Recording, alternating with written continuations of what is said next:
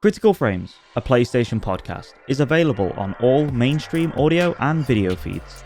Find out how you can support the show by heading over to patreon.com/Critical Frames.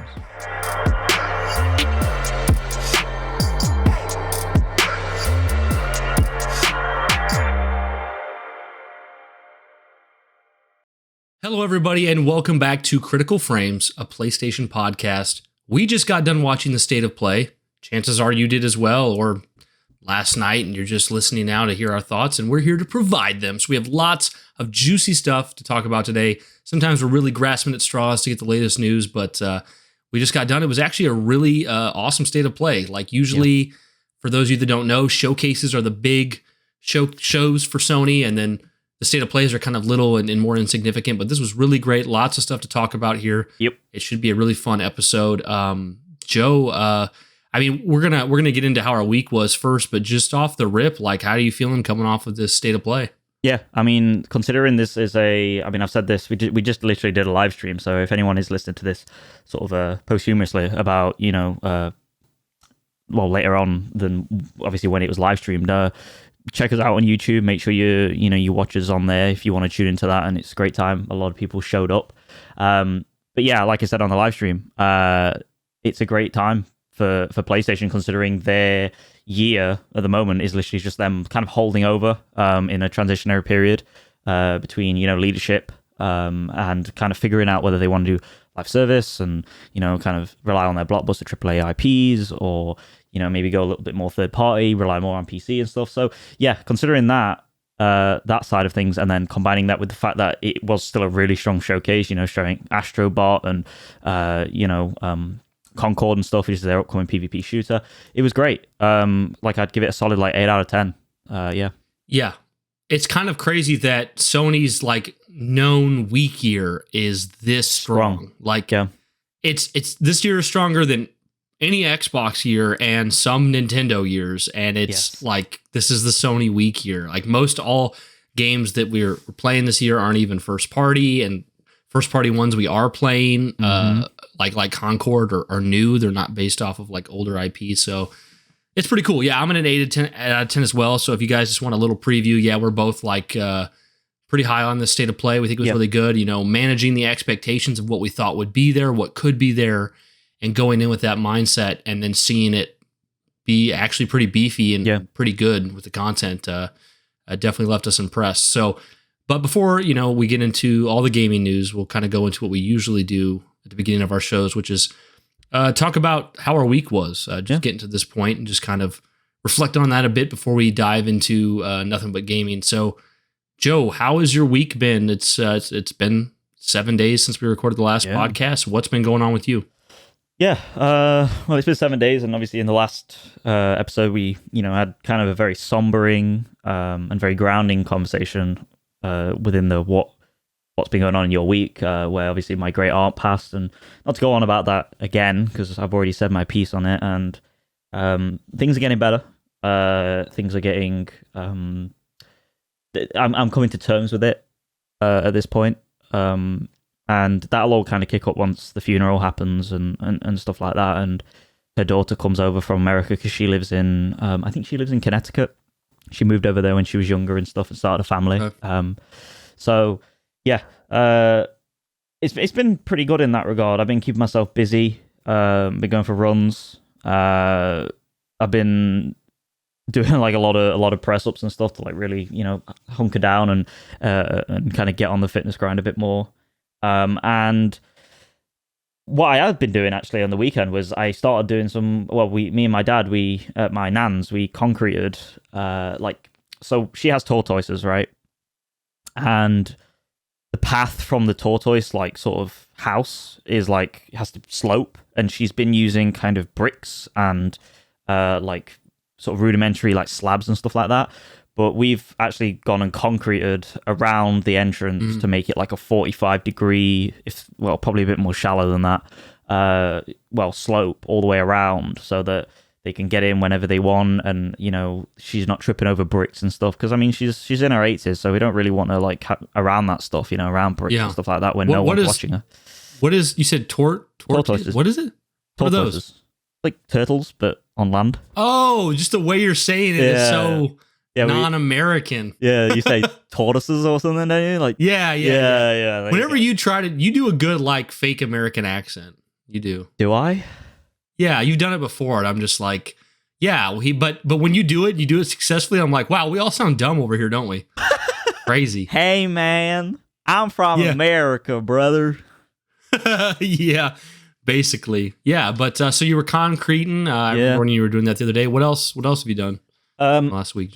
So I've been saying like I've been working on the Separate Ways DLC as well for Resident Evil 4, trying to get the 100% on that, and just overall getting the 100% on that game. And done that finally. Checked it off the list, which is great. Because even like the weirdest thing though is like even though I put like 50 to 60 hours into that game, like none of it really felt like it was getting tiring. Like there was parts of it where the difficulty started to spike in Separate Ways and stuff, and like I got to a point where I was like, even at the end I wasn't sick of doing it. You know, there's a lot of games, even like Elden Ring, and I only did 90 hours in that, which has lots more content.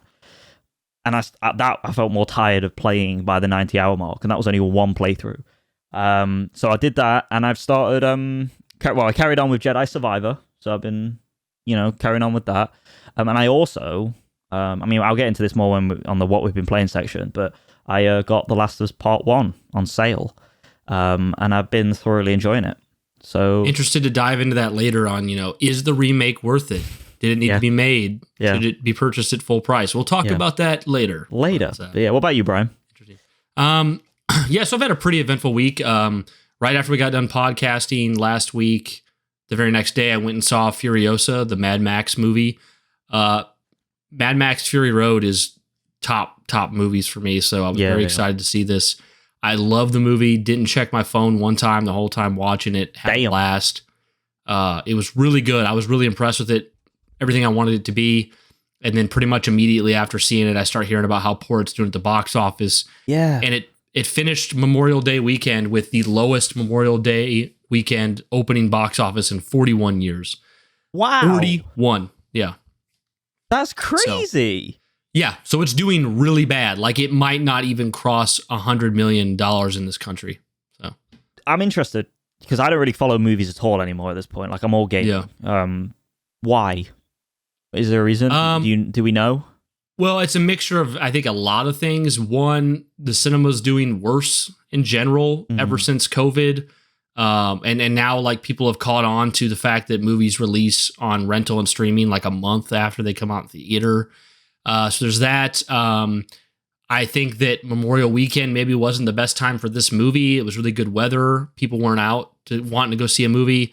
Also, it is a prequel to Fury Road that doesn't have Mad Max in it. That Fury Road itself, even though it counts as canon, it was borderline a soft reboot. So it's like a prequel to a soft reboot 9 years later, starring the female character, where a lot of like men who love Mad Max don't want it to be a female lead. And then, Fury Road didn't even do that great when it came out. So I'm interested by that as well. Like, not to tangent too much, but I've seen Fury Road, but I always I always was more of a fan of the original Mad Max and Mad Max 2. Thunderdome or Beyond the Thunderdome is this the subtitle, right? I think Beyond Thunderdome. Yeah, with Tina Turner in. That's okay, but it kind of loses its way a little bit with that one. How is it a soft reboot?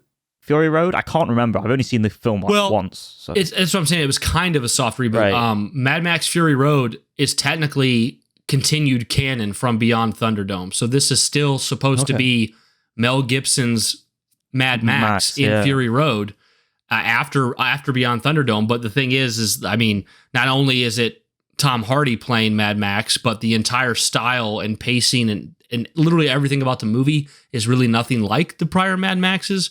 So that's why I say soft reboot.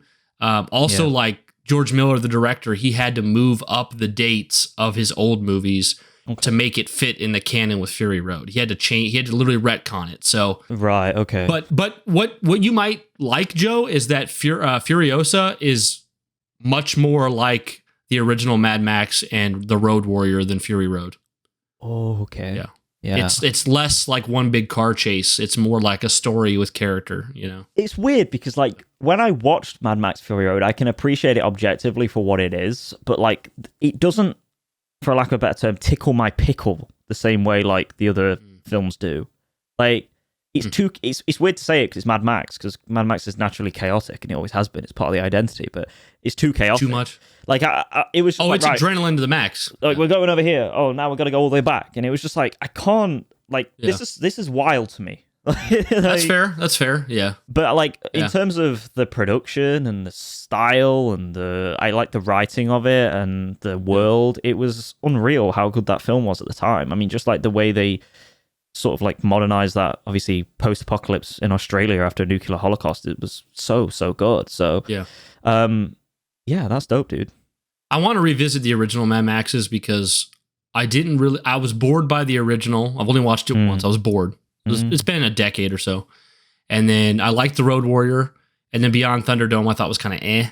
Yeah. So it's worth rewatching them. But yeah, so that's how I started my weekend. Pretty great. And then, it's not performing well at the box office. And then I blow a tire on my car. What I do is I get a hole in the tire and I just go to get it patched. And then this has happened to me 1,000 times. The guy who goes to patch the tire says, "Oh, the hole is in the side of the tire. Yeah, we can't patch the side." So had to buy a full tire replacement.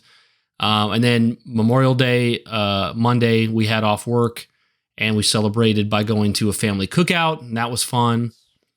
And then, so it was a pretty good weekend, pretty good long weekend. And then, very beginning of the week at work, just awful day at work where, I mean, just stuff went down at work that really made my day awful. Yeah. And then as I was going to leave work, the keypad in my keys for my car, because I have one of those cars where you press a button to start it, there's no key. Yep. Well, my keypad battery died.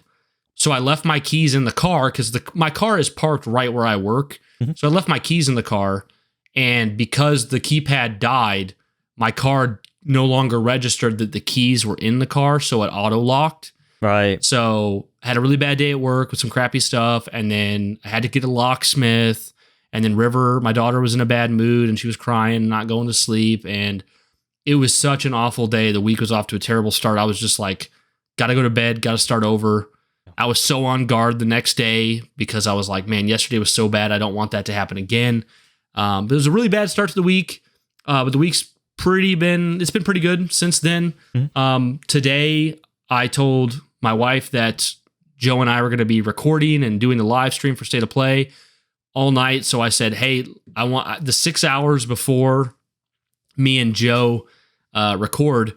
If you have anything you want me to do, anything you want us to do together, any chores, I'm willing to do it. What's up?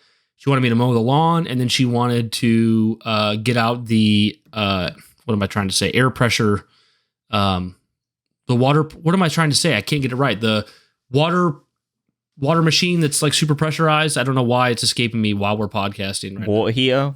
No, it's like where you boiler? It's like where you run water through a machine so it comes out super fast and can like take the grime off of your your house. You call it pressure washer.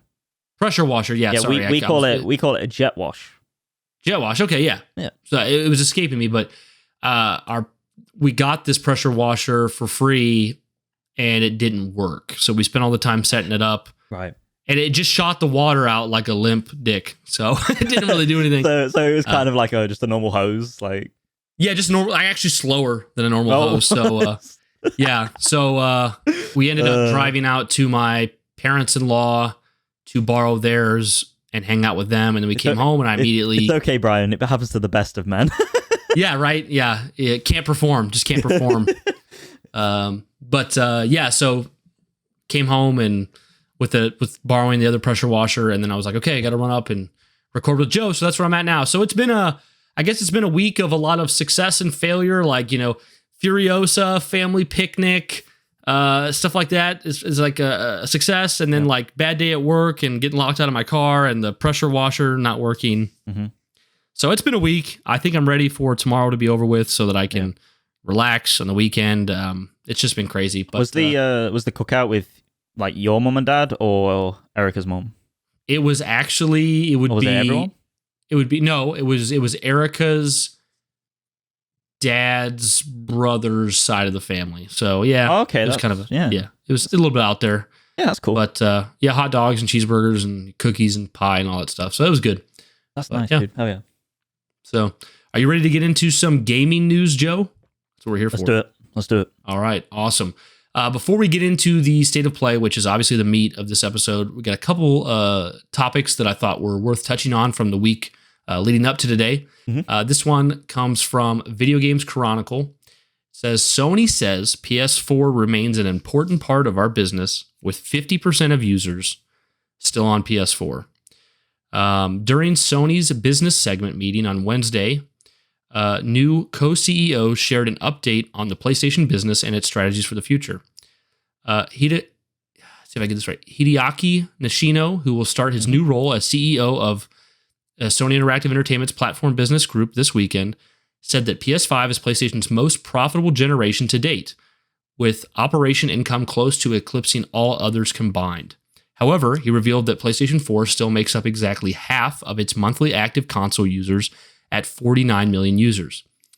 He says, quote, as you can see, the PlayStation 5 user base has continued to grow significantly, driving to half of our monthly active consoles, Nishino said during a web call. While the PlayStation 4 is still an important part of our business, our PlayStation 5 players are even more engaged than our previous generation, and we expect these trends to continue. And I'll touch on one other thing just to kind of loop it in with this. Tom Warren posted this on his Twitter. Herman Hulst was speaking, the other CEO. It's co-CEOs, as we talked a couple episodes ago. Now it's Sony. Herman Hulst, soon to be co-CEO of Sony's PlayStation business, addresses day one PC releases, live service games that will come day and date on PS5 and PC, but single-player narrative games on PC are designed to then entice PC owners to play sequels on a PlayStation console. So kind of wrapping those two things together. Actually, I'm just going to pull this third one in too as well, Joe, because I think all of them really kind of, they all kind of go together here because we read that this was PS5 is Sony's most profitable generation to date. So over here, we have a graph showing like how the profits for the PS3 generation were like a tank downward from the PS2. And then the PS4 was a steady incline, doing really well, 107 billion in sales, and you have PS5 here at 108 billion. So we're just kind of passing PS4, doing even more successful. And PS4 was extremely successful generation for Sony, and to see PS5 continuing that, but then also maintaining that success on PS4, still operating both consoles.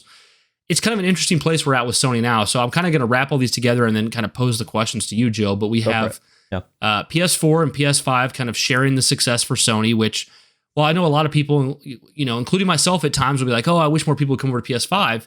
For them as a company, seeing both of these consoles being successful at different price points, all within the same ecosystem, it's really just a good thing for Sony. And it kind of, isn't it crazy how Microsoft kind of created the Xbox Series S to be the smaller version of the Series X, and then Sony didn't do that, but the PS4 effectively just kind of became the competition for the Series S, and a better one at that. Yep. So you have kind of a split console market there.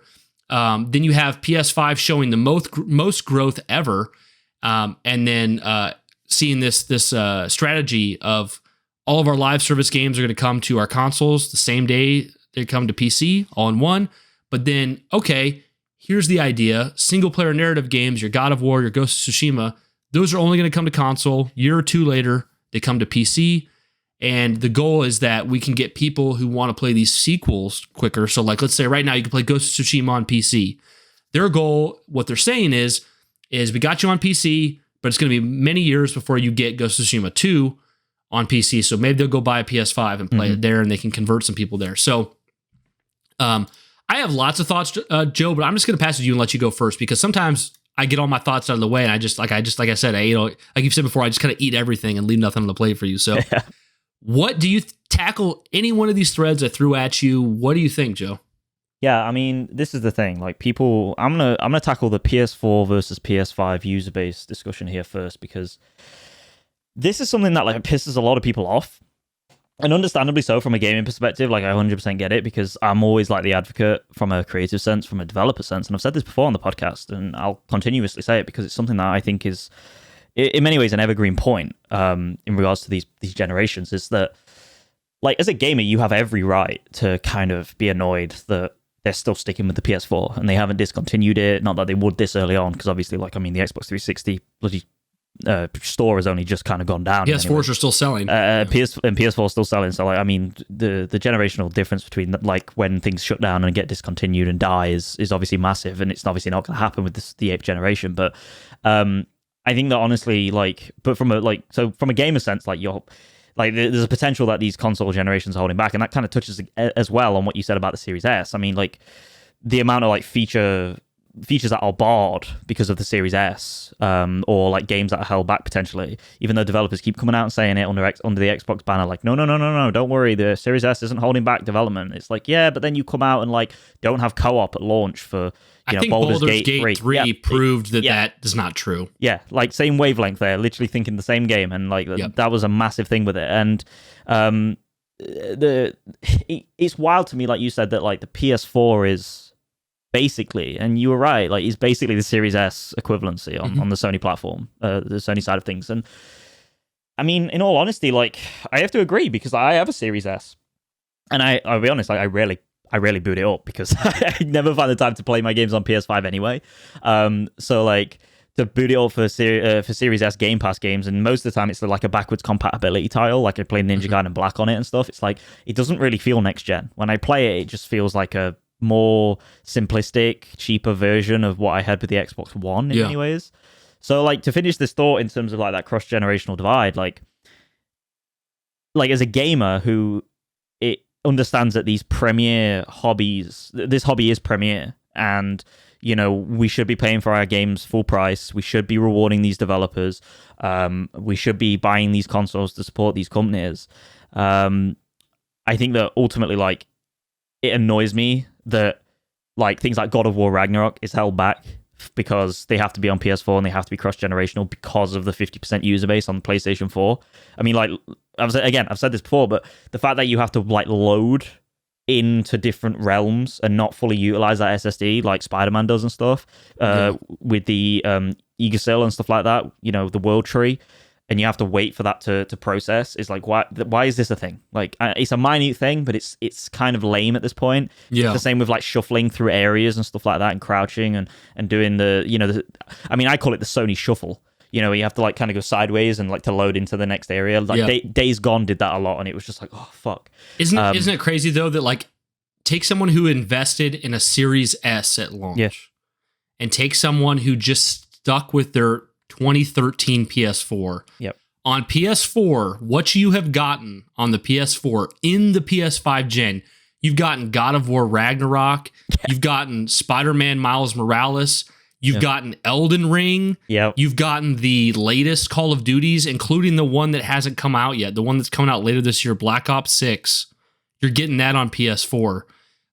So you're really, I mean, I know, like, the third-party stuff, like, you're getting that on Series S as well, but, like, Microsoft still hasn't put up a lot for the Series S to make you like, oh, that's why I'd pick it over a PS4. Because, like, if you want to give up, like, God of War and Spider-Man and stuff like that and go to Series S, you can get, like, Starfield and, like, Hellblade 2 over there. But that's, I mean, even though I like those games a lot, like, I'd still pick Ragnarok. You know what I mean? Yeah. And then I think it's, and I'm going to pass this right back to you again, Joe, because I think you'll probably have something to say about this. But when we talk about, like, the PS4 and the PS5 base being so split, and you know, PS5 being the most profitable generation, but so many still being on PS4. I think what everyone's waiting for in that kind of more mainstream audience is the big tentpole title that will force them to buy a PS5. And it's obviously not the latest Call of Duty, because that's still coming to PS4. Yeah. But what's coming late next year? Grand Theft Auto 6. Yes. And I think when you talk about another year out from now, giving people more time, potentially I don't even think potentially, I think it's a fact. The PlayStation 5 Pro will probably be out by then. Yeah. There is going to be such a pull for people to move over to PS5, because it's going to be the only place that you can play PS5 and Xbox Series X. Only place you can play GTA 6, because it won't be a PC release either right off the bat. No. And not only is that going to bring over so many consoles, like, they're going to sell so many consoles because of GTA 6, But then you take the fact that the PS5 is already the most profitable generation, and you see that new influx of people, and then all like the live service elements that are going to be with GTA Online, and then all the other live service titles that are in PlayStation's ecosystem, from old stuff like Fortnite all the way to new stuff like Concord, which we'll be talking about. And it's like, holy shit, this is going to super be PS5's most profitable generation. I don't know. What do you agree with that, Joe? What do you? Yeah, I completely agree, and it's one of those things where, like, shout out to Corey Hanks in the Discord. Like, he's still waiting on that. Like, he's that exact client, that exact customer that you're talking about, in the sense that, like, I mean, he watched the live stream with us. He's just said maybe this is the Christmas that I buy a Sony PS5, because Astro Bot looks sweet, and obviously you've got what's it called coming, Silent Hill 2 remake. So and I think he was pretty impressed by that trailer. I think you're bang on. I think GTA is going to be such a pull, dude. And if they line their Pro up with that release, like if it comes out maybe a little bit before, maybe like a quarter before or something. I think it's gonna come out a year before. I think it's gonna come out this fall. The Pro. Well, the thing about it is, like, as long as they align it with, in my opinion, like a holiday period. Mm-hmm. And if they bring it out this fall, like if they showcase it this fall, like that it comes out this fall and it hits a showcase like later this year or whatever, I think that's really smart, because it allows people to like get their console in, ready for that next, for that release, like the year later.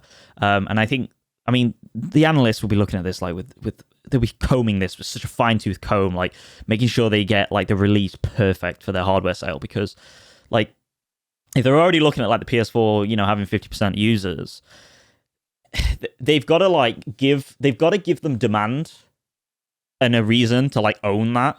And I think one of the biggest reasons, or like one of the biggest like factors in kind of like when people buy it and like how to entice someone to get the new shiny is based around like a holiday period. Like you got to think how many, like, obviously parents are going out buying it for their kids, and how many, like, because obviously it's like a time of happiness and like elation and stuff. People are like more akin psychologically to be like, oh, well, it's Christmas, I've had a hard year, I'm going to treat myself, I'm going to buy the PS5 Pro for myself, or I want, or a girlfriend will buy it for their boyfriend, or vice versa. Like, that's how you hit it. You know what I'm saying? And like, it makes sense. But like, going back to kind of the PS4 and versus the PS5 from a generational difference, the one thing I will say is to end my thought in terms of the sort of juxtaposition between the gamers like myself, and then the business sense. It 100% makes sense from a business side to keep the PlayStation 4 running. The games that are coming out on those, regardless of like the nitpicks that I'm giving to like God of War Ragnarok, and obviously like Spider-Man and stuff, Miles Morales, for the lack of like load time and stuff, they're such small like performance, I wouldn't even say downsize, just like hicks, or like notches or whatever, like that. It isn't even that big of a deal, honestly. Like when I play Ragnarok, I don't care, but like when I look at it again from like I've bought a PS5, let's see what this can push, and then I see Ratchet and Clank Rift Apart as opposed to, again, Ragnarok, it's like, I'd like to see more performance. But ultimately, like from a business standpoint and objectively, I do think that keeping with the PS4, considering this generation has been a little bit weird, especially obviously since COVID and the lack of like, getting the PlayStations across the sea and stuff like that in store shelves. It just makes sense. It makes sense from a PlayStation standpoint.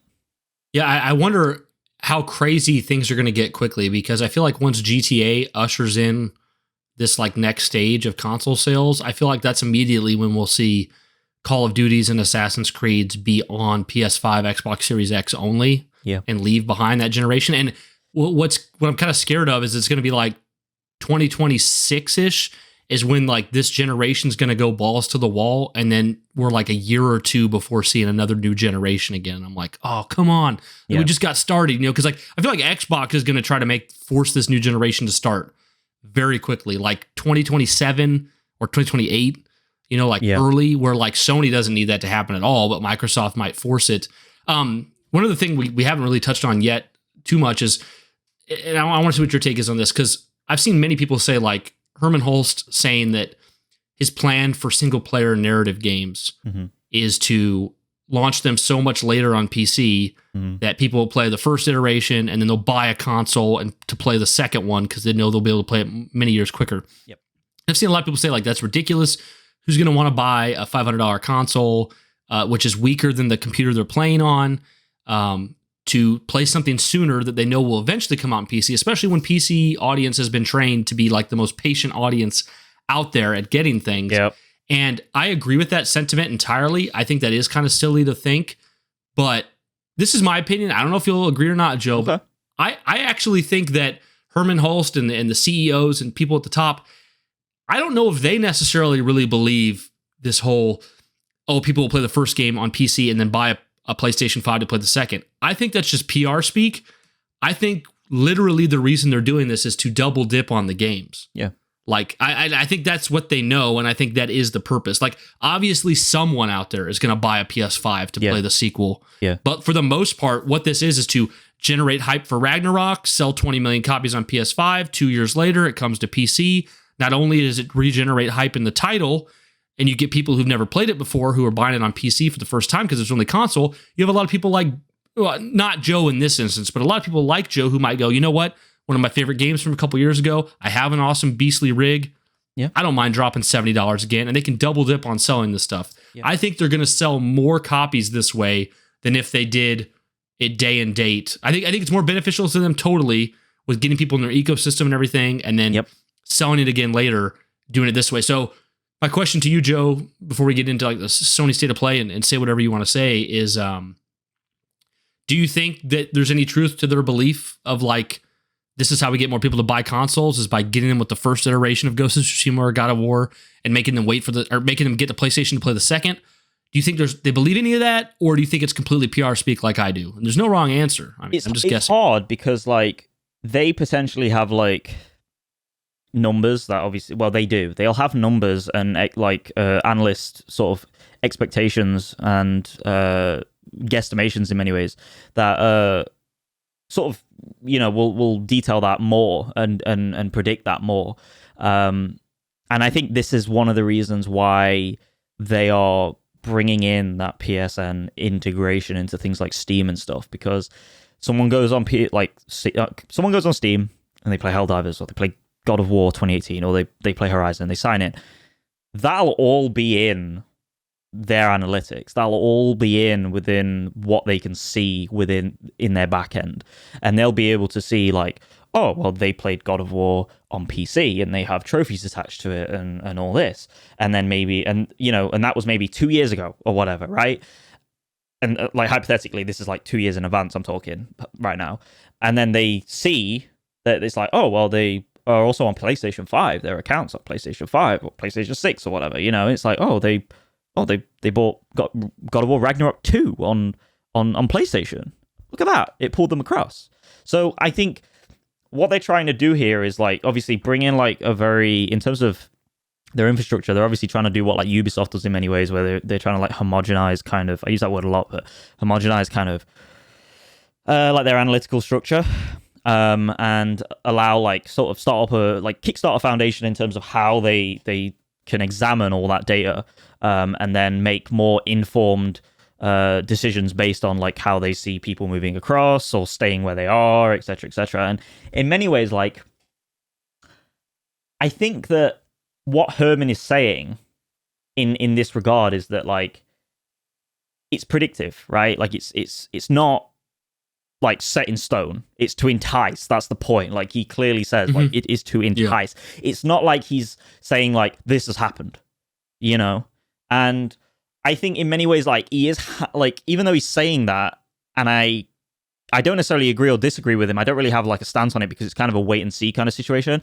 Yeah. He's kind of hand waving this controversy or this like sort of pseudo controversy that's going around in the PlayStation hardcore, and in my opinion, like rather irrational side of the fan base, which is basically saying you're devaluing our PlayStation 5 games. And I think what he's doing is he's taking that, like he's bringing in his PR expertise here. He's bringing in his PR expertise when it comes to like sort of putting a blanket over the problem in many ways, or there's a little hole in the floor here, right? You know what I'm saying? They don't want people to step in it, so he's like kind of putting like signs around it, and he's kind of like putting a blanket over it and saying, don't look at this, like it's not important, like just it's okay, be wary of it, but it's okay, we're sorting it. And I think that's what he's doing. He's kind of like unintentionally like trying to low-key address those criticisms of like people on PS5, like PlayStation 5, these like irrational fans that are saying you're devaluing our day and date exclusives. I think he's trying to like basically appease them without directly. That's a good angle. Directly directly like addressing their criticism, because ultimately, like I've got to say this, like ultimately their angle, their like controversy that they're creating from a business perspective, like straight up, like I'm not even trying to be like combative here to these kind of people that are saying this, it doesn't mean shit to them, because they are making so much money from bringing the games to PC, and they are so happy and they're so confident that they are allowing those games to still stay day and date. So, and one thing I will say, like just to end it off, is like I personally, from an anecdotal perspective, I've never truly downgraded in the sense that like I've gone from PC to PlayStation on a game I've already owned or a sequel I've already owned. Like we was talking about Red Dead Redemption 2 the other day, or the other week rather. I think it might have been episode 1 or episode 2 of Critical Frames, but we was talking about how I started Red Dead Redemption 2 on PC, and I started a modded playthrough. Yeah. That is, to me, not necessarily that the PlayStation 5 is a bad version of it, or a PS4 version rather, because it's not updated, but it's clearly like an upgrade in terms of like the graphics, the presentational value, the frame rate, the obviously modularity of the game, as I've suggested. So I never really downgrade in air quotes to the PlayStation 5 from the PC, but I often do go from a console to a PC just because of that style. But it's very, it's a very like hyper specific use case example where like it's not always just presentation. Like for like a lot of people, it's presentation, right? That brings them across, or performance. For me, it's rarely that, because like I've said before, this goes back to, will I buy a PS5 Pro? I'm very happy with what the PS5 offers baseline. The performance modes, the graphics modes, they're fine to me. I rarely have a problem with any of the performance modes. And I game on a big ass system right next to it, so I know what quality I'm missing. But I also appreciate that this is a comfortable, safe space for me from a PlayStation 5. So yeah, that's a lot for you to take in. But yeah, I hope I answered your question. No, this is why I love talking about this stuff with you, Joe, because you actually offered an angle I'd never considered. Is that because we actually don't talk on this show much about the whole like segment of the audience that's like, you're devaluing our PlayStation console by putting the content on PC. Like, we want it to stay exclusive to us on our premium platform. If you put it on PC, it's ruining the it's ruining the PlayStation ecosystem. It's so silly that we don't talk about it much. Like, right? Like I don't even take the time to talk about it, because it's just like, this doesn't hurt you at all. You've already played the games. The games are there available on your system. It's not helping the competition like Microsoft or Nintendo in any way, and it's allowing Sony to make a lot more money off of these games after the fact, and then pour that money back into supporting your console and your big titles. So yeah, we can address that much, but I was just gonna say, Joe, I think this is why I like that we go back and forth like this, because reading this and reading but single-player narrative games on PC are designed to then entice PC owners to play sequels on a PlayStation console. While I and many others were looking at that as like, come on, who's going to really go buy a PS5 to get the sequel when they have a big rig on PC? You were looking at it like, this is a way to appease those who feel that the system's being devalued. Don't worry, guys.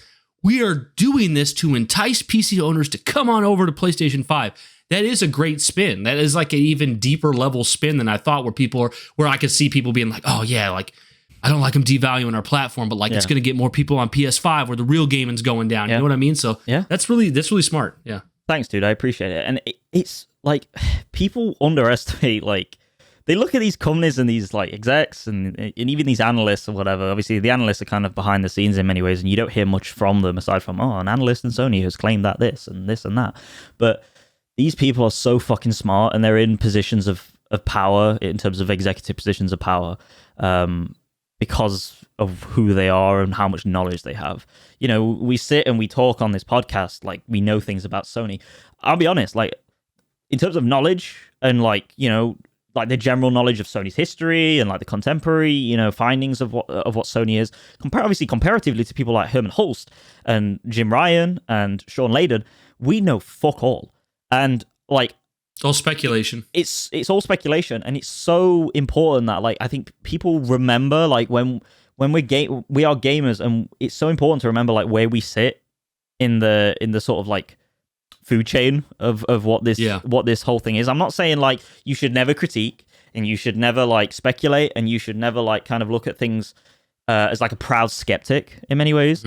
But I also think like you should in many ways give these people more like their flowers more, because they know what they're fucking doing, and they have so much data that they just, a lot of the time, the reason why they don't say anything, or the reason why like a lot of the like this conspiracies and these like these sort of points of contention come into play in the ecosystems, whether Xbox, Nintendo, PC, whatever, Sony, and the reason why they allow it to conspire and they allow it to proliferate is because like a lot of the time they look at it and they just go, that literally doesn't even matter to talk about. It's such a minute like controversy. It's a bunch of vocal it's a vocal minority of very outspoken PlayStation, like a cell of PlayStation fans.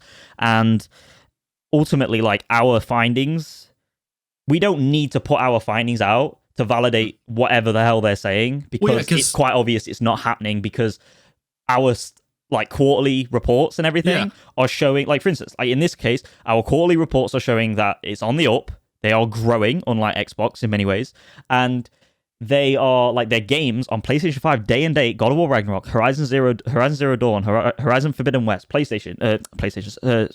Marvel Spider-Man, etc. They are selling upwards of 10 to 15 to 20 millions of copies. If this PC stuff was damaging the PlayStation like core install base, they would know, we would know, and you would see ever since this new motive of like bringing everything to PC like a year later or whatever, and obviously it's getting more frequent, you would see a decline in these initial weekly sales out the door. We're not. So until we start seeing the data to replicate that, be quiet. I think it's insane, right? Because it doesn't matter how many Twitter posts or YouTube videos that are like, they're devaluing the platform. If they just look at their budget and it says, oh, since we brought games to PC, we've made an extra $100 million. I guess we'll keep doing that, because all those words really don't mean anything. Yes. So. And in many ways, like this is conspiratorial for me in many ways, but like PlayStation, obviously, since Jim Ryan's come in, they've been canceling a decent amount of live service games titles, and obviously the biggest one is obviously Naughty Dog's Factions. And in many ways, like, that's not a good thing. In pretty much every way, it's not a good thing for, how the development has been run, how many years they were into it, how much blood, sweat, and tears were pumped into that from obviously the development side, people on the assembly line. But I say this, like, ultimately, like, in my opinion, that kind of speaks confidence in the fact that they can pivot and they can move. And all of that is because of the very, very precise business models they are running right now that completely, like, sort of do leapfrogs over what Xbox is doing. So, man, like, it's weird. There's so many facets to look at this, dude. I'm going to throw this out here, and we're not going to talk about it because it's an hour conversation that is not planned for, but let's remember this for another episode in the future. But I was thinking about this the other day. I was thinking about how, like I said, I'm going to keep this very brief. We're going to move right on to State of Play. But I was thinking about how in 2013, how bad Microsoft screwed up with the Xbox One, and how Phil Spencer came in, did backwards compatibility, removed the Kinect, got Game Pass going, and how that helped turn the brand around. And you're looking at where Xbox is today with the low console sales and the stagnant Game Pass numbers. And it feels like if they had just, so awful Xbox One launch, if they had just brought in Phil, not even bothered with Game Pass, and just continued making good games and selling good hardware, they would actually be way better off now without ever coming up with the idea of Game Pass. Because like, I feel like if the Xbox One, they were just like making games, improving the console, I feel like if that's all they did, there would be a decent chance that in the series generation, the Xbox Series generation, they would have sold more than 20 million consoles, 25 million consoles. And instead they took the Game Pass route, which like maybe helped bump them a little bit, but like now there's so much money in that's just being lost. And it's like, they're at this catch-22 of like, they committed to it. They can't leave it behind. And I just think it's crazy to see how like Sony's just sat on the side and we're kind of like, you're doing this. we either can't do that financially at all, or we don't see how it makes any sense, so we're not going to. And we're not even going to say anything. We're just going to keep doing our own thing. Yep. And it feels like really like Microsoft kind of dug themselves in the ground deeper while Sony just continued on their steady climb. So I know you have a lot to say about that, Joe. I'm gonna let you say something. We got to move on from that because that's a juicy topic. That is. I'll lightly brush over it with the finest amount of detail I can possibly give. It's a weird one, right? Because like, it's hard to gauge. Because again, we don't have the information. It's hard to gauge from a Microsoft standpoint where they're like when that happened, that transitionary period from like Don Matrick to Phil Spencer and him, like obviously he saved Xbox, but in many ways, like from closure, this is Phil Spencer. Seemed temporary. In many ways, like it's kind of. This is harsh on Phil Spencer, and I respect him as a gamer and as a person who's very passionate about like what he does, and like obviously he did keep the brand afloat. But like to say he saved Xbox, I think is a little bit too generous. And I think he kept, like I said, he kept it alive. He stopped it from drowning, and like that's commendable considering what Don Matrick did to that platform and that whole entire brand, like basically tanked it. But it makes me wonder, like from a everyone always talks about like, and me included, Xbox playing chess while everyone else is playing checkers. In the sense that they're playing for the long game. They are, bolstering their third party offerings. They're bolstering their Game Pass subscription services. They're buying everyone in the industry. Blah blah blah blah blah blah blah. And obviously we've gone over it loads of times, but like at the time it was like, was their plan this long in advance? Did Phil Spencer come in and be like? Was his initial idea like, oh well, Game Pass is going to bring Xbox back to the forefront. Gamers won't be able to resist the Game Pass. They won't be able to resist the service because look at Windows, look at what you're doing at Microsoft, and it makes me wonder. It's like, or were they always thinking that? Were they always thinking, well, we'll get this Game Pass going, this will keep us alive, but in 8 years time, 10 years time, whatever, we're going to be homogenized in the industry. We're going to start buying people up. And that's how we get people. Dude, I could be completely wrong, but I honestly think that they thought of Game Pass and realized like that could be a really awesome idea. But after a few years of Game Pass, it became, everyone was shouting loudly, what's the only problem is you have no games to entice us. And then in 2017, 2018, that's when they start their buying up of everything. And they just continued it. So it almost feels like they're like, yeah, Game Pass, great idea. And then it's like, gamers are like, but you don't have the games yet. So like, oh, we got to get the games. And then they got so in over their head getting the games that you eventually come to this culmination, which is the $70 billion purchase of Activision Blizzard. And it's like, okay, now we've went so far, we really can't just go Game Pass anymore. Now we have to do all these other strategies, and it might lead them to full third party. I mean, I think that's probably where we're at. And one more thing I will say, again, I'm really trying to keep this light for like future discussions and stuff, because this is kind of obviously we are tangenting here, we're on the tightrope of tangents going into more about Xbox talk here. But I think the pivot again, or like the slight change of emphasis, and like the more emphasis that PlayStation placed on like kind of the rebranding of PlayStation Plus and doing multiple tiers and stuff. Again, like I always come back to this for PlayStation, because there's always like this sort of Jekyll and Hyde, that fight inside me when it comes to the consumer gamer who critiques the shit out of all the PlayStation Plus offerings in many ways, like including the essential tier, the fact that you have to pay for cloud saves and stuff like that. But then there's also the business side that I can see, the objective side in many ways, even though there isn't technically an objective side in this argument, but like the more fair side in many ways, that is like kind of steps away from myself and goes, well, that PS Plus rebrand was pretty intelligent, because like PlayStation already had the games, and what they did is they basically was like, oh yeah, well, we bring a service in, like the Plus and the backwards compatibility stuff, and we give you the extra catalog, but we don't go that far over the deep end that this becomes not actually monetarily profitable and there is no year-on-year growth. Dude, such a good topic, right? Because I don't know if our friend Corey Hanks will be listening to this episode. I'm not sure what he'll think of. I'm not sure what he'll think about this, because like we kind of way back when we kind of had a disagreement on this, but we might be in the same camp now. I'm not sure, but like here's the thing: if you're going on a value proposition, in one sense, Game Pass is the better proposition 100%. Because yeah, you get this slew of games, third party, first party, and you get brand new AAA first party releases day one for free on the service. Yeah. But here's the crazy thing. If you're somebody who has not played games in 10 years, or maybe you're a 12-year-old kid getting your first game console. Yeah. If you can choose between getting an Xbox with Game Pass or a PlayStation with the Sony back catalog, the back catalog is so much better because I understand that's the thing, right? And this is where like I think Corey and I are probably more in agreement now, but like Corey was like, oh, the value proposition on Game Pass is way higher. And he's right, because they're putting out these brand new games, AAA often, like Starfield, Hellblade, whatever. Eventually like Indiana Jones and all that stuff, Black Ops.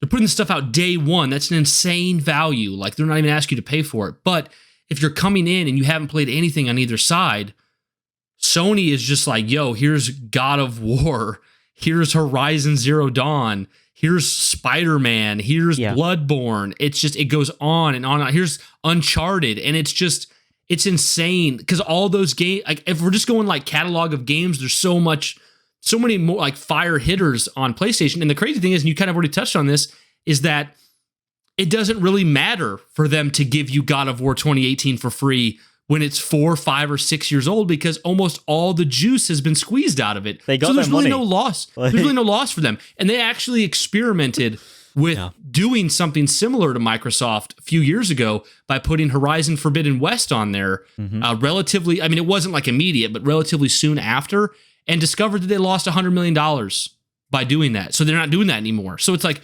wait till your game doesn't sell barely anything, and then put it in your back catalog. And and for the people who haven't bought the game, it's incredible value.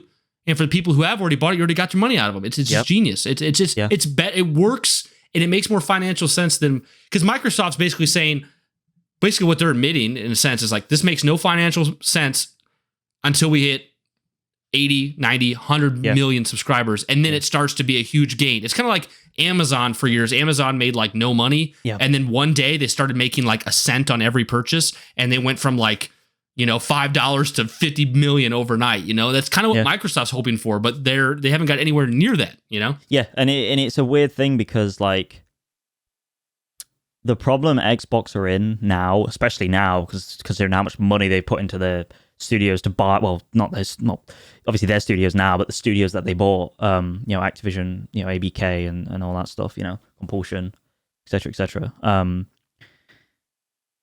Like, it's almost like they can't do either or. Like, you want the players to obviously boost up your Game Pass service numbers or whatever, which is great, but if you don't have the quality, like I won't even say the value proposition. Now, that's the wrong word, because it's clearly like there's definitely value proposition with Game Pass, no doubt. Yeah. That's the wrong term. I think the word is quality proposition in many ways. Like there's nothing, like there is things on there that people want to play, obviously, 100%. I mean, like the fact that like Call of Duty is coming to Game Pass, day and date, the next one, which is wild. Obviously, that's going to go crazy. I just know it is. There's going to be so many people day and date for Game Pass on that. So many new subscribers. Whether it would be profitable is another question. I don't even like Call of Duty, and I might do it because I can play the campaign for free. Yeah, 100%.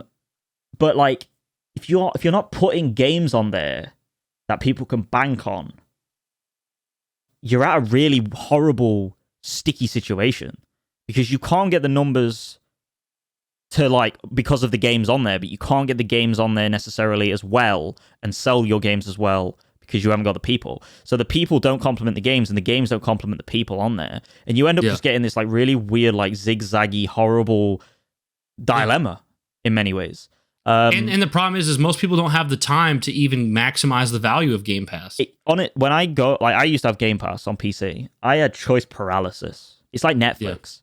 Like except Netflix takes an hour or two, or if it's a series, it takes like 10, 15 hours. Yeah. You're talking about, here's 10 different games that could all take 30, 40, 50 plus. Whereas PlayStation, I mean, I'm going to cancel I'm on extra right now when it comes to the service, because I had it when it was cheap, and unfortunately, like it was cheaper before the price rise, and unfortunately, I missed the like I renewed accidentally, and I paid the money to like go another year, and I was like, damn, I didn't mean to do that, like an idiot. But I'm gonna go down to Essential like after this year. I've already obviously cancelled the renewal for not premium, for extra, and like straight up, like even for me on PlayStation Extra, it's like I can't play all these games. There's no point in me having this service, and it's too much. I don't know what to play first. There's loads of games I can play like on there, like Ratchet and Clank Rift Apart. I can't do it. Like I can't. Yep. So, and that's just PlayStation, and that's nothing compared to what's on Game Pass. So, I mean, I bought, and I'll talk about this in what we're playing, but like I bought Stellar Blade for $70 2 weeks ago. Mm-hmm. I am not halfway through the game yet because I just don't have time. Yeah, it's the only game I'm playing. Yeah. Yeah. So like, why would I subscribe to Game Pass when in a month's time I might be able to beat one game in a month's time? And I don't own anything, and I spent $17. Like for me, that just doesn't work out. And I'm still buying games outright, whether they're digital or physical. Like I said, I just bought The Last of Us Part 1. I have so many games, but I'm still buying The Last of Us Part 1 digitally alongside my Jedi Survivor playthrough because I was just like, dude, I want to get back into The Last of Us. Like, I want to support this team more. I love Naughty Dog. Like, yep. I hope you find some nugget of appreciation more for Last of Us 2, even though I don't think you need to. But I'm really hoping so. Like, it'd be cool when I played it, it was obviously release. Well, no, it wasn't release. It was a bit after release. I didn't get spoiled, and it was the height of all that hype and controversy and everything. And I heard rumblings of what I heard people were dissatisfied, but I didn't exactly know the specifics. Mm-hmm. And obviously, I was streaming it, so it was kind of like maybe I was in my mind playing it up a little bit, potentially like the disappointment. I don't know. Like sometimes that's subconscious. Who knows? Sometimes you don't know. Yeah, and it was just like, maybe this time. And I'm going for the platinum this time, so it's going to be a lot more of a chill playthrough. So okay. You want to go to State of Play, Joe? Let's do it. We finally arrived. So we got a lot to talk about here. I really want to go through the State of Play stuff. I want to talk about what we've been playing. And then I want to talk about my question for the week. It might be Joe's turn, but I don't think Joe thought of one, and I have not. So we'll just go with mine. And I want to get to these things, and Joe's across the pond. It's getting very late there, so we'll try to get this all done. Hopefully, I think there's some things in the State of Play. What's that? It's 1 a.m. here, dude. 1 a.m. over at Joe. I'm at 8 p.m. and it's 1 a.m. for Joe. So I think there's some things we can go longer on here and some things we can go shorter on. But I'm just going to let you know so you can have some maybe hype for my question at the end, Joe. My question this week is going to be, when it comes to PS6 and the next Xbox coming out. If you remember back when the 360 and the PS3 came out, PS3 screwed up. They came out with the $599 price, the cell architecture. Microsoft took off. It was a bad mood for Sony. My question for you, don't answer it now because we're gonna come back to that later at the end, is what would Sony have to do to make it so that the next generation PlayStation 6 and Xbox are kind of neck and neck, like same sales numbers again, back in the 360 PS3 days? What would Sony have to do? And you can come up with anything you want. I would just say try not to be like ridiculous. Like obviously, if they announced that the PS6 was $1 million, Xbox would win, obviously, because it's the only way to get a console for less than $1,000. But like within reason, that's my question. So that after we get through all the State of Play, what we've been playing, that's been my question. I think it'll be interesting. I'd like to hear that because Xbox is really way down there. So what would Sony have to do? But here we go, guys. This is coming from IGN. This is just the list of everything announced. State of Play, May 2024. Everything announced.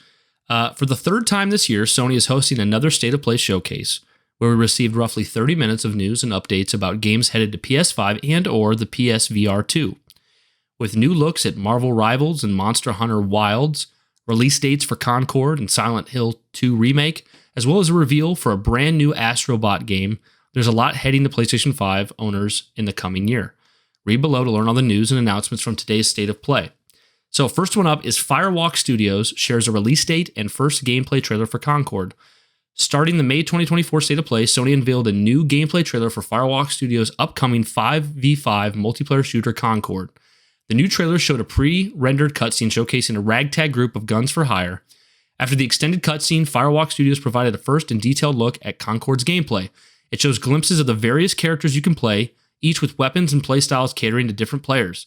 As Sony previously reiterated, Concord will be released on PC and PS5 on August 23rd this year. However, the studio will host a beta in July before the date. So, to kick this off, so I have a friend that works on Concord, and because of that, I've been very excited to see this. Now, anyone who's listened to me talk before here or other places, knows that I'm mostly like a single player narrative kind of gamer. I don't really play online multiplayer games very often. My friend who works on Concord also knows that that's the kind of gamer I am. So, there's definitely the possibility that I'm like softer on this game or higher on this game because I know him. But my honest takeaway from this, as somebody who doesn't really play much multiplayer, like, and that's still the case right now. Like, I'm never going to want to play multiplayer as much as I'm going to want to play single player. And this is a multiplayer game. But my honest impressions from Concord, and you can see some of this if you go look at our, like, when we live streamed it, the check it out. State of Play on our YouTube channel. I thought there was a lot of style to the gameplay trailer, a lot of character. It had a very, like, Guardians of the Galaxy meets Overwatch kind of vibes with, like, some retro Commodore 64 feels and music. And then you get into the gameplay, and the gameplay seems incredibly solid, well thought out, varied, interesting, different, like, hero units.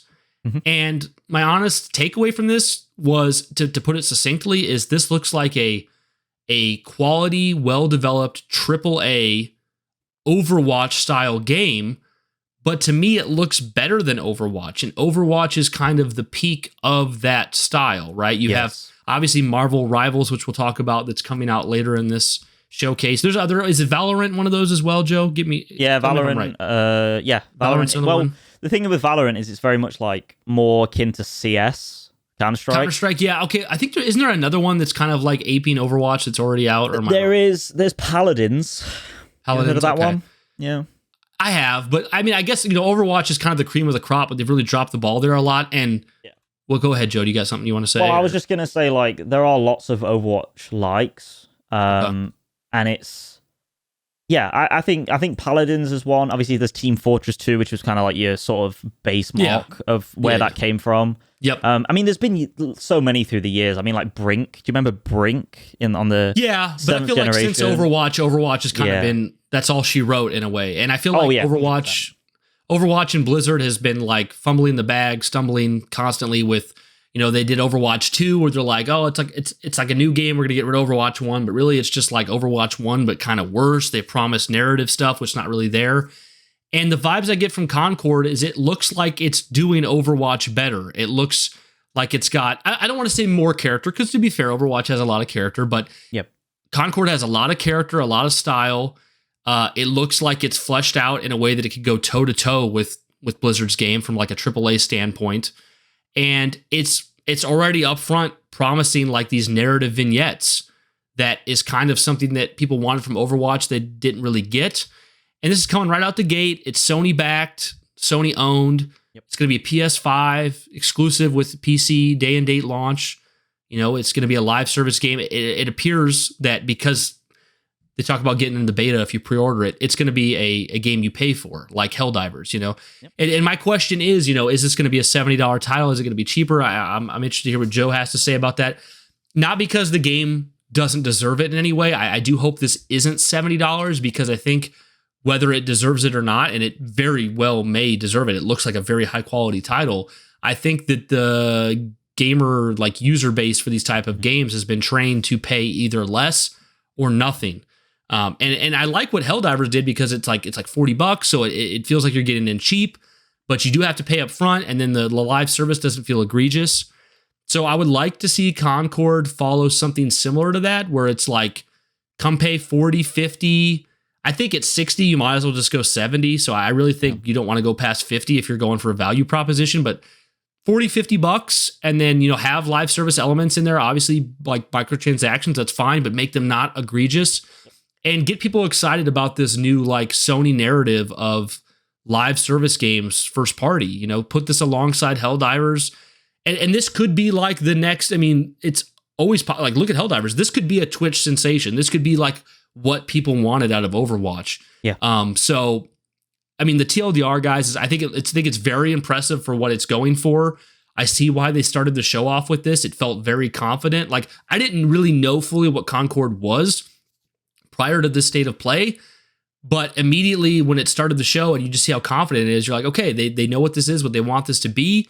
And I think if they price it right and it comes out not broken and properly balanced, I mean, it's not going to be perfect. Balancing's never perfect. Never is. It's usually tweaked forever. Especially not in a multiplayer game.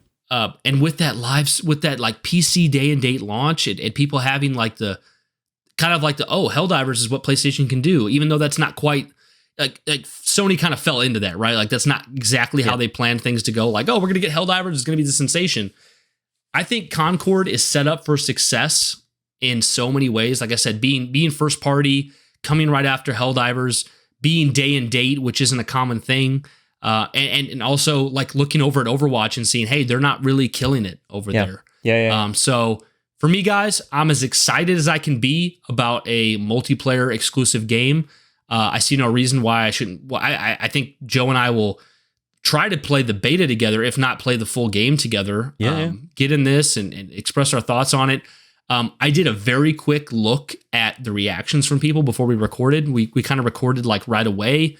So I didn't get to see a lot, but I mean, there's always going to be haters out there, but I did see a lot of people like, whoa, this is like Overwatch. I'm in. This looks like it was really quality, like really prepared to come out. And it seemed like there was a decent amount of hype generating for this. And I think that's, even though it's very anecdotal and I looked very quickly, like if you look at like the reaction to Fair Games when it was shown off, which was just a trailer, to be fair, last year, people were kind of wishy-washy on it already. And I think Concord was striking a chord, you might say. So, Joe, I'd love to hear your thoughts on the game overall, the showing. What do you think about the price, everything? Like, what do you think, Joe?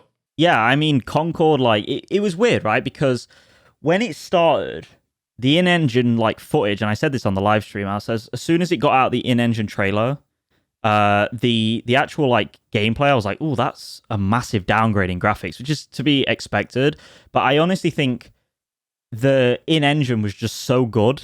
It wasn't that the gameplay or the cutscenes or the graphics in-game were poor. It was just that the in-engine was just so goddamn gorgeous. Like it kind of strikes a balance between like that, like you said, like that retro vibe, cartoonish of like No Man's Sky, but like with a hint of like realism. And like Wes said it in the live stream, I think he said it's very much like Guardians of the Galaxy in terms of the humor. I think he was referencing.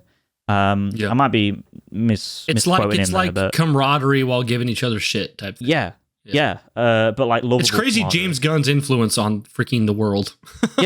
James Gunn's humor is almost as like in many ways as influential as Christopher Nolan's directing. In many ways, it's kind of crazy, but it looks absolutely dope. I mean, like I'm more of a multiplayer guy than Brian is, so like, I mean, the fact that Brian, you are like actually interested in playing this, like the beta and stuff, that's pretty incredible. Like the fact that they've got you over like day one. I did, and this is the truth. For I've been saying on podcasts for years how I'm not a multiplayer guy. But I bought Overwatch day one. I was interested in it, and I played it for a few weeks before I dropped off. But that's just how I am. So and I mean, like I said, I'm more of a multiplayer guy than you, and like I was picking up on things in this game that looked really dope. Like, I mean, it kind of like when the sort of in-engine trailer, it was like, are they kind of like gonna bring in like a physics system to the combat and stuff? Because they were kind of like throwing tables at each other, but that wasn't the case from what I saw from the gameplay. But one thing I did really enjoy is just like the scale of it, like the way like the verticality of the combat looks really cool. And what I also loved about it was, aside from the gameplay, like how you kind of get little narrative and character moments outside of like the multiplayer matches. I don't know what that's based on, whether it's based on kind of like who you play like the most, or kind of if you're winning matches or losing matches or something like that. And it looked like it's kind of what because Overwatch was always like, Overwatch 1 was very popular, and Overwatch 2 has done well for itself, but like Overwatch 1 was really good. And then when Overwatch 2 was coming out, they were like promising all this campaign stuff and this single player. I'm pretty sure stuff. Overwatch 1 was dying a bit before 2 came out. Oh yeah, 100%. Right. It was on the way out, and that's one of the reasons why a lot of people call it Overwatch 1.5, because it's very much like a reskin and a relaunch and a reboot of what Overwatch 1 was anyway at its sort of end point. It just like kind of introduced, I guess, more features and more microtransactions and stuff, and carried over your progression. But in many ways, like, this game is doing kind of what in a roundabout sense, it's kind of doing what Overwatch failed to capitalize on and fail on their promises, in the sense that it's tying some narrative into the multiplayer side of things, and I really like that.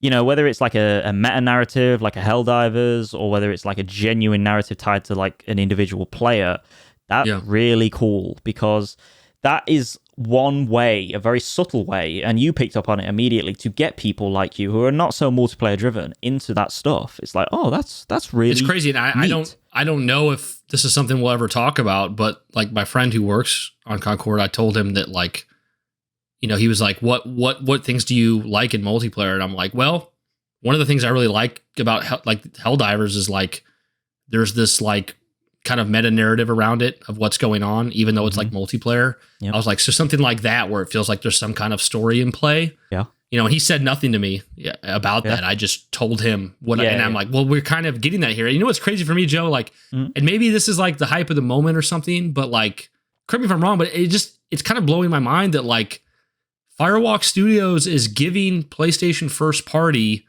their own AAA Overwatch that's exclusive to them. I mean, did this feel, to me, this didn't feel any lower budget than Overwatch, and it felt quality and well done. So like, if PlayStation is sitting on their own Overwatch, especially when Overwatch 2, like I've said, is just kind of fumbling. Yeah. That's insane. And like, it's crazy that we could be looking at PlayStation. Like, PlayStation seems like they're good at everything, right? And one of the things they weren't, though, was like live service multiplayer games. Everyone looks at Microsoft as like doing better at that, you know, like with Sea of Thieves and other things that are over there, Minecraft, all that kind of crap. And if Sony ends up like finishing this year with like successful Helldivers, successful Concord, plus they got single player games like Astro Bot, and it started the year with like Rebirth and Stellar Blade. Amazing. And it's like, it's like, man, there's no stopping them now, you know? No. And of course they also get Microsoft's live service games now on their platform. Which is insane. I mean, oddly enough, it feels like the only like huge live service mistake they've made so far is buying Bungie. But hey, maybe the Bungie's final expansion will knock it out of the park as well, and they'll just be really killing it. But I think Concord had as best of a showing as you can imagine. I honestly think the people like your friend at Firewalk Studios and obviously the rest of the team, I think there's like 170 people in there, something like that. I mean, that might be an out-of-date number for employee stats, but considering this is their first title, after the partnership with Sony, I think that they should be proud of what they've done with this showcase.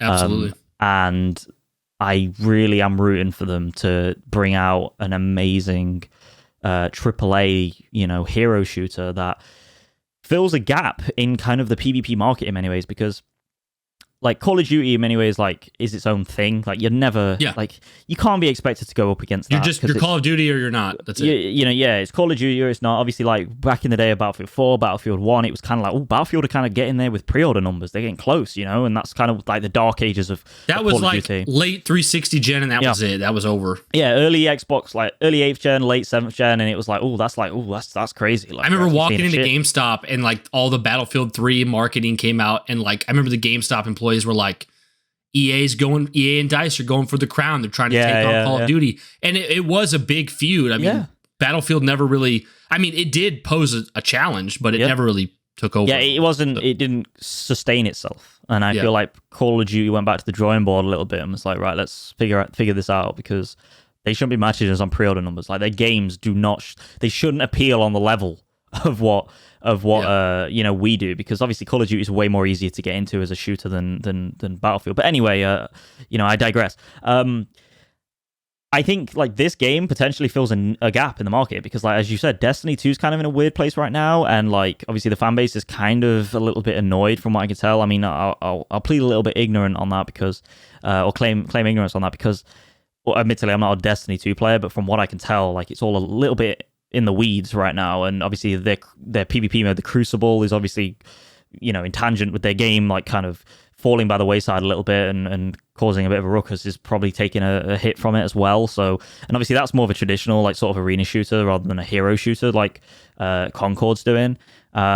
And like I said, I was originally going to get onto, like, Call of Duty has kind of gone more BR. It's gone more battle royale than like sort of like arena shooter as it once was. Obviously, it still has that mode, and it'll still be big. But the BR, Warzone's taken over. Warzone's the main focus for Call of Duty now, obviously. So much so that it's like basically a whole other separate part of a game that keeps on running aside from the obviously. Without the game itself. They wanted their cake. They wanted to have their cake and eat it too. They want to make the full sale every year of a game, plus keep Warzone live service. Yeah, 100%. Keep everything on that platform. I think it fills a really big niche. And like you said, with Overwatch 2 kind of dwindling in many ways, this can potentially be a crazy thing for PlayStation, a crazy thing for Firewalk. I don't want to say, like, when we talked about Helldivers ages ago, you said to me, like, is Helldivers 2 going to be like, are you going to pick this up? Is it going to be big? Like, what do you think to this game? I was like, I'm sure it'll be all right for them. I'm sure it'll like be bigger than the first one, and I'll pick it up or whatever. I'm very interested in this. I didn't expect it to be as big as it was. No one did. Yeah. And touch wood, I really hope that's the case for Firewalk Studios right now. I don't want to like. To be fair, I mean, even Firewalk knows like the odds of this being the catastrophic success of Helldivers is slim, and that's not because of anything that Concord's done wrong. It's just Hellblade is more of an anomaly than Helldivers. Or, no, sorry, not Hellblade. Helldivers is more of an anomaly than something to expect. But you could expect a very healthy, populated game still. I thought it was so cool when this opened. I don't even know her name because we just got the trailer, but. The main girl, looked more human. She was in the PlayStation opening MCU type logo already, They made it and in this fits such a slot, like not even just in gaming, like in Sony's portfolio. Like like Helldivers doesn't challenge this at all. Third party Call of Duty doesn't challenge this at all, which you've kind of already said. Like it just fits. There's nothing in their portfolio like this, Yeah. I also find that really dope, though, like how their intros and their like portfolio symbols that have all the game showcases. So cool. That's dynamic. When you play different games, it's different. Like sort of it's track matter differently. Shows how much they care. Yeah. But it's essentially just not needed at all. So. No, it's not at all. It's a nice little touch, and it like kind of brings it like to this prestige product. Obviously, such a nitpick to talk about, but yeah. I was gonna say one more thing that like is almost forgotten me. It's right on the tip of my tongue, but what was it? Let me think. I can go forward, and you can bring it up. Come back to it. We got a couple announcements from the State of Play that are definitely important, but we'll kind of not go as long on. God of War Ragnarok is coming to PC this September, so this kind of harkens back to what we're talking about how the game's going to come out on these big exclusive single player are going to come out on the PlayStation 5, and then years later, Sony's going to be able to double dip, come out on PC. Appeal to a new audience, get people who bought it on PlayStation 5 to buy it again, full price. It'll come with the DLC, and it'll have a bunch of new features that are PC specific, like DLSS and FSR. Yep. Joe, I mean, this is one of your favorite games of all time. How are you feeling about it coming to PC? Just before that, I remembered. I find it very interesting and incredible. Again, like to blow smoke up Sony's arse even more, because we're very passionate. We're very, very positive this episode on Sony for whatever reason. But maybe it's the hype. I don't know. But the fact that like Sony in many ways have come in like a Thanos, because like the third party or overall live service side of gaming right now is a little bit muddy. I feel like people are getting sick of it. People are getting tired of it. Certain games like you said, Overwatch 2 is kind of falling by the wayside for more quaint projects, like a Helldivers, even though that is live service. It's like it doesn't feel like one necessarily because of the emphasis where it places it. And it's interesting that like PlayStation, of all people, even though their background is obviously in this like first party single player over the shoulder narrative stuff, is the one to kind of Thanos gauntlet this thing and go, fine, I'll do it myself. And I find that really, really crazy, because they don't have a lot of studios under them. Obviously they have enough to like be sustainable and profitable and stuff. But the cool thing about it is like I think they appreciate that they only need one of these games, two of these games, three of these games. They only need to hit. So they are like, and this comes back to like what I said about like Naughty Dog and like canceling Last of Us Factions. It's like they are confident in what they're creating from a live service element. It seems that they are able to put out like one or two or three of these titles, despite their lacking of the amount of studios and the breadth of studios that Xbox has, for example. Yeah, and they are able to hit this good and be in touch with the Obviously, that kind of fell by the wayside a little bit when they started to announce all that live service motive with Jim Ryan. Well, they just overloaded us out of nowhere, Yes. Yeah, but I think this little bit here, where they're kind of giving you dabs, they're dabbing you with the sponge a little bit, with the paintbrush or whatever, stippling you a little bit with the live service stuff, combined with, your games coming to PC, we'll get onto it later, like your Astro Bot and stuff like that. It's healthy. It's really healthy because you're cutting them PSVR for the more niche stuff. You're covering a lot, dude. Seriously. Yeah, before you comment on Ragnarok on PC, what you didn't say, what do you think about the pricing for Concord? Like, what do you think would be best? What do you think they'll do?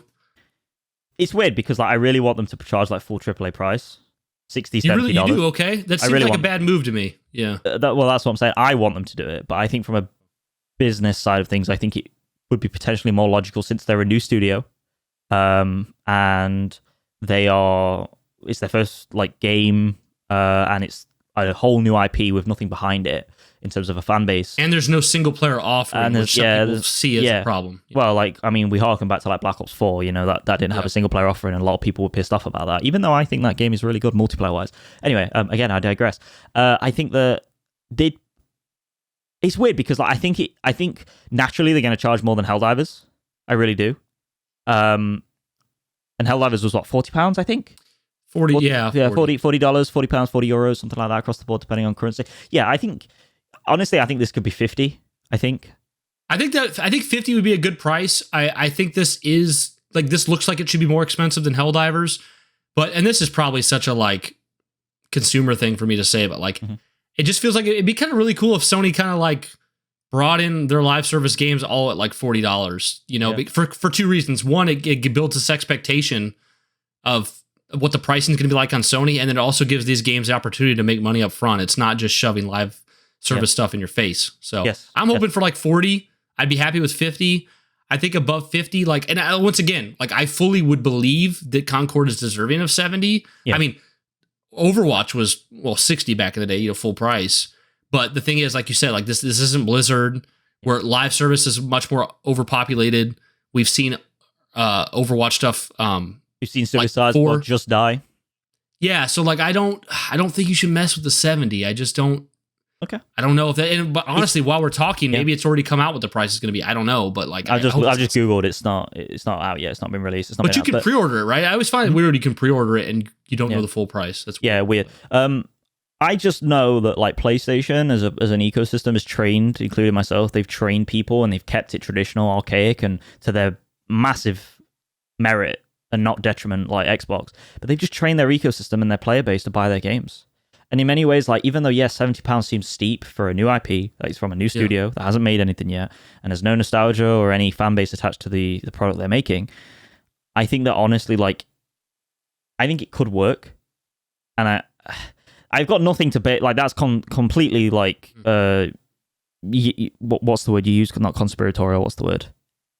I don't remember at this point. It's late.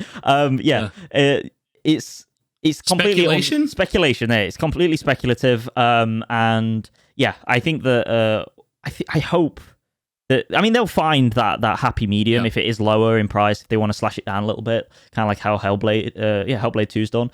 But ultimately, I personally would love to see them get paid initially upfront for their work, as long as it is a good game when it comes out, and I think it will be. Yeah, no, I mean, I would love for I just want the studio to find success with the game. So my uneducated opinion, I guess, is I just don't think $70 is a good idea. It has nothing to do with the quality of their game. Nothing to do with it at all. It's the industry. It's the industry. Honestly, part of many people have talked about this before. Part of the thing with Helldivers 2 was people were $40. Yeah. To them, a lot of times people just see it as they almost see it as free or a coupon or a discount service. They're it's almost like they might have $10 to their name and they would never buy a $70 game, but they'll charge a $40 one because it feels like they're getting a deal. And I just feel like 70 does not feel right at all for me for this. And if they come out at 70 and they're successful and sell a bunch of copies, I'm glad to be wrong. I want to be, but I think come in lower. So what about Ragnarok on PC, Joe? How do you feel about it? Yeah, this is one of my favorite games of all time. Stormed up to number top 5, like as soon as I played it, like as soon as I beat it. I was a mess at the ending. People can find that on my Twitch VODs on YouTube if you want to see a grown man crying like a muppet. But yeah, it's a game that's very close to my heart. I obviously, this is not a conversation on the quality of Ragnarok at all, but I'm going into it anyway to give this conversation a little bit of substance. But, I recognize the faults of the game, the pacing issues, the over-bloated nature of it, the UX problems and stuff like that seemingly plague Sony Santa Monica like no end for some reason, which they never had a problem with before in the Greek era at all.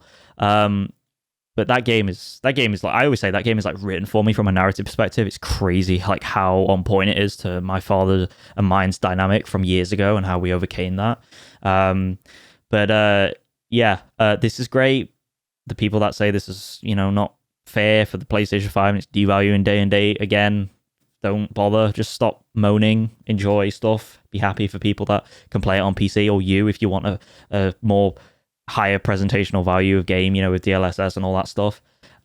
This is made by this has been done by Jetpack Interactive, or ported by Jetpack Interactive, which not Nix's, which is interesting. And admittedly, like they did the original 2018 God of War in 2022, which was and then they actually assisted development, and there's only 5 people in this team in British Columbia, Canada. But they assisted the development. I don't know what exactly they did, obviously, on God of War Ragnarok, but they assisted development, and now they seemingly are porting it across. And also, apparently, I don't know if it's still in development, but they're also making a live service title. 5 people are making a live service game based on an existing IP within PlayStation's ecosystem. I have no idea what that will be. It'll obviously be smaller in scope. It won't be a Concord level video game, but yeah, it's crazy that Nixes ain't doing this, but I assume it's just simply because Nixes are already doing something else, and they are too busy with that stuff. But yeah, I'm sure this will be great. The only thing I've heard from the God of War 2018 PC port in terms of negatives from a technical perspective is that it doesn't necessarily run very well on Steam Deck. It's not very optimized as far as I'm aware. I think my colleague told me that. But aside from that, this is great. Again, glad these smaller studios that are more dedicated to like porting over games are being utilized well. And I hope people who haven't played it yet play this game and enjoy it, because it is. I personally think it's a must play. These 2 new God of War games as a duology, they are a phenomenal set of narrative storytelling that. They're so good. They pull on your heartstrings. They make you laugh. They make you cry if you're that way inclined. Like they make you, really make you feel like a God of War. Like it's good. It's really good. And yeah, so yeah, no, I'm really glad it's coming to PC. It's awesome to be in this era of gaming where like we're just gonna over time we're gonna see all these major PlayStation titles and Xbox, to be fair, come to PC, and it's just great to have more options there and get more people invested in those series and help Sony generate more profits so that they'll continue to make games like these, because we know that games like God of War Ragnarok are getting so expensive. Yes. The next announcement was Dynasty Warriors Origins. Omega Force's hack and slash video game series Dynasty Warriors is back, as the developer and its publisher Koei Tecmo announced Dynasty Warriors Origins, which is coming out sometime next year. In a PlayStation blog post, Dynasty Warriors Origins producer Tomojiko Sho revealed that Origins will depict the chaos of the 3 kingdoms for the first time in Dynasty Warriors franchise, with players taking control of a nameless hero. More interestingly, Sho revealed the Omega Force is leveraging the PS5 technology to create an all-new Warriors-like battlefield that will provide massive armies as far as the eye can see. Dynasty Warriors Origins is coming to PS5 next year. So, Dynasty Warriors, I've always thought this was a cool series. It's never really been my interest, because it's like, I think it's fair to say it's like kind of purposely not substantive, but it's a lot of fun. It's a blast. Obviously, you saw like the Legend of Zelda, Age of Calamity, and those games mimic this on the Switch. I know there's a lot of fans out there of Dynasty Warriors. Looks like an awesome follow-up in the franchise. Not something I'm personally interested in, but it looks really cool. And another win. What do you think, Joe? Yeah. Dynasty Warriors has always been a series that's completely escaped me. On the surface, it kind of looks like it should be up my alley. I mean, it's like a massive battlefield. I love scale. I love RTSs, believe it or not. Like, I've not said that yet, but I do like RTSs like Total War, and I like my strategy games, and big battle simulators and stuff. And this is like kind of obviously putting you. These games always put you in the shoes of one of those characters, but like a badass one that can kick ass and take hundreds and thousands of units down in a battle, all on his own. But I've just never played them just because they seem odd to me in the sense that like it's very button mashy, it seems. Like I've heard like you kind of spam buttons a lot, like spam square to attack over and over again, and it's like after a bit it's kind of like, oh fuck, like do we have to you know? And that's one of the biggest criticisms of Dynasty Warriors in general. It's the button mashing nature and potentially the lack of mechanical depth. I don't think it necessarily has a high skill ceiling either, so from a hack and slash perspective it doesn't really like appeal on that regard from like a Souls-like or a Ninja Gaiden or a DMC, God of War stuff. But it looks good. Like, one thing I will say is the cutscenes look really good, if they were even cutscenes or, in-engine rendered sort of FMV necessarily things, whatever, pre-made cutscenes. And the gameplay looks really solid. It looks fun. It looks like it has like some weird combo fighting stuff going on, like 3/4 way through the trailer, which looked really good. Yeah, I mean, like, from the outset, it looks, from a casual, not even fan, but a casual player on the outside of this franchise, I can't see anything wrong with this. Origins, seemingly so, it's going to be a prequel or whatever, like sort of a Resident Evil 0 kind of job to the franchise of Dynasty Warriors. Yeah, cool. But maybe it'll appeal to a newer set of players because it feels like they can get in on it because it's Origins. It's one of those things where like I am willing to look at gameplay of this when it comes out and kind of see if I want to pick it up. So, very cool. Next game revealed. Upcoming open world RPG Infinity Nikki is getting a beta test sometime in Q3 of 2024. Infinity Nikki, the vibrant open world RPG with former Zelda director Kentaro Tamanaga attached to the project, got another trailer at today's State of Play. Previously described as an open world dress-up adventure, Infinity Nikki will see the titular character arrive on the continent of Miraland. Along with her friend Momo, she will travel to various nations, each with a different history and culture to explore. In addition, Nikki will encounter a ton of adorable creatures. Though no firm release date was revealed, we did learn at the end of the trailer that Infinity Nikki will get a beta test at Q3 of this year. Looks like a very vibrant kind of weeby, almost childlike kind of game. Doesn't appeal to my interests at all. That's not to say anything bad about it, but it's not really for me, Joe. That's all I have to say about it, honestly. Yeah, it's ain't for me. I don't know if Corey was joking in the chat in the live stream or not, but he said like you can bubble bath your like animals or whatever, or your pets or whatever it was, or pocket monsters. I don't know what they are. That sounds right. Thingy mobobbies. And yeah, he was like, "That's dope. I'm buying it." So shout out to him. I don't know if he was being truthful or not, but whatever. We mentioned him quite a bit this episode. Yeah. Corey was active in the chat. Great dude. Yeah, not for me. I don't know what's going on in this, to be honest. Lots of bubbles, lots of floating around, lots of women in dresses. Give me the interest that like Foam Stars did back last year, so pretty much, which is none. It's weird because like in many ways, like I look at Foam Stars worse than this. It's like, are you like tone deaf? Like Splatoon owns this side of the market. Like, exactly. Okay. Yeah. This just seems like it's a quaint little single player RPG thingamabob that could be cool. So yeah. Okay. Next game revealed was Where Winds Meet. Originally announced at Gamescom Opening Night Live 2023, Everstone Studios' martial arts adventure game Where Winds Meet is coming to PS5 too. Set in the Ten Kingdoms era, When Winds Meet has players taking the role of a swordsman who will play a critical role in influencing the outcome of the conflict. Your decisions are key in how the events unfold, according to the PS blog post. I thought it looked cool. I mean, yeah, I thought this actually looked. It was a really cool title name as well. Like we both kind of said that Where Winds Meet. I like that.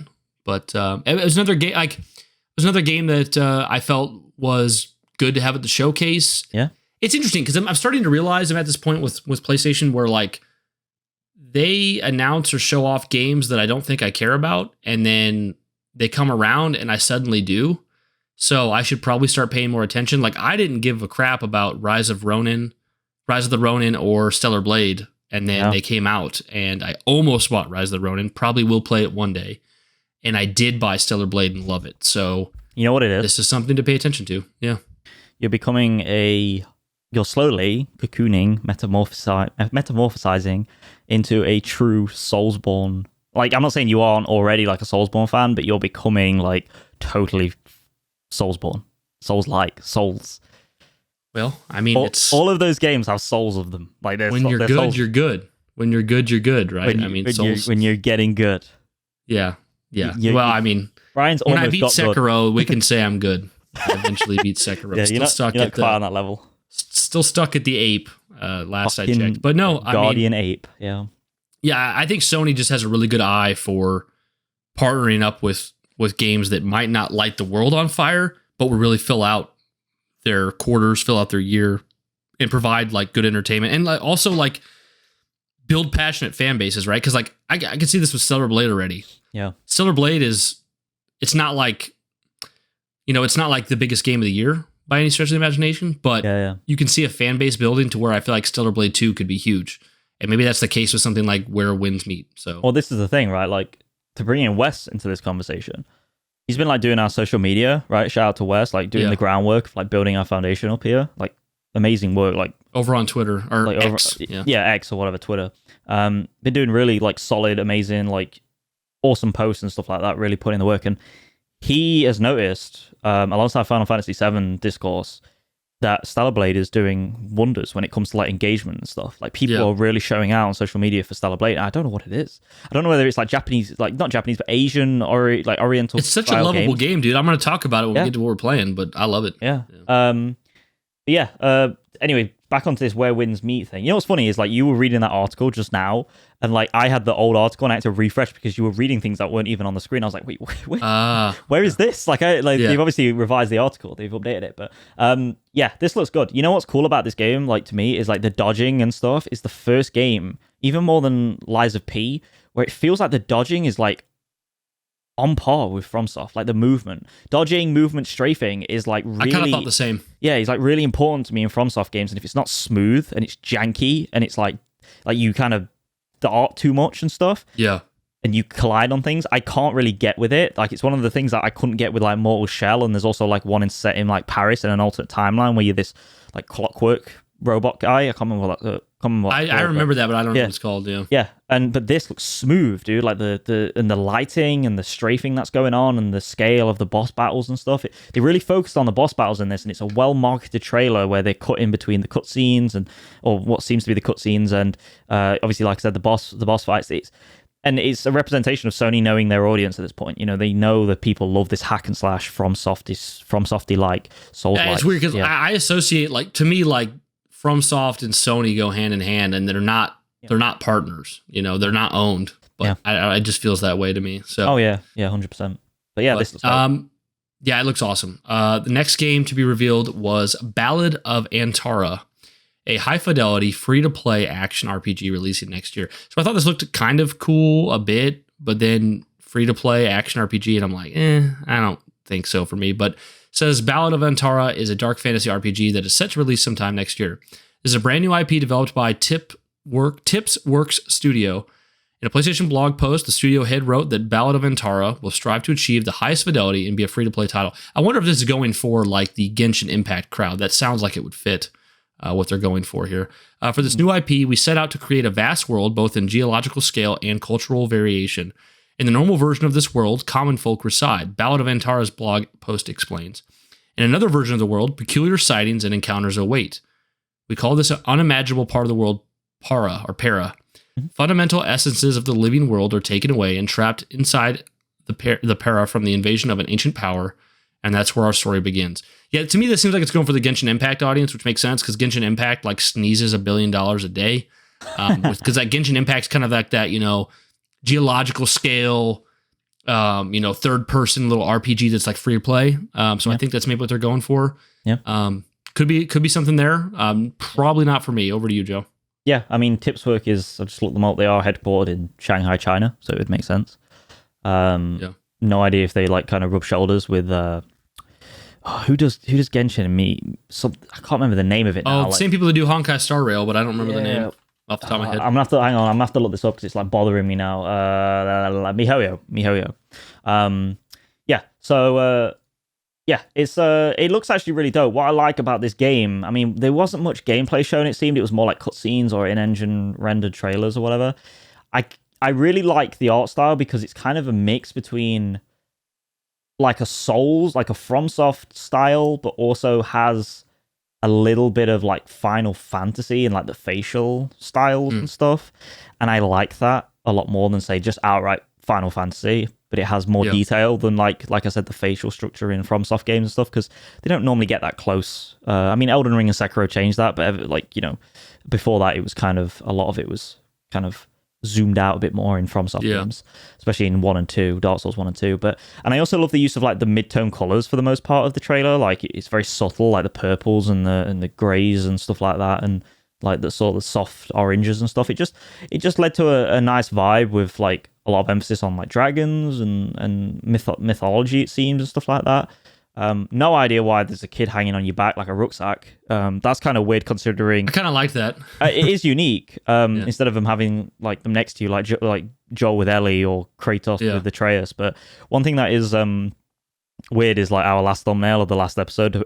There was on the thumbnail there was an Ellie with a like an AI generated Ellie on the back. You predicted it. And then now there's a kid on the back of the main character. It's like, what is this? This is poetry. Just wrong franchise. Yeah, just wrong franchise. Come on, Naughty Dog.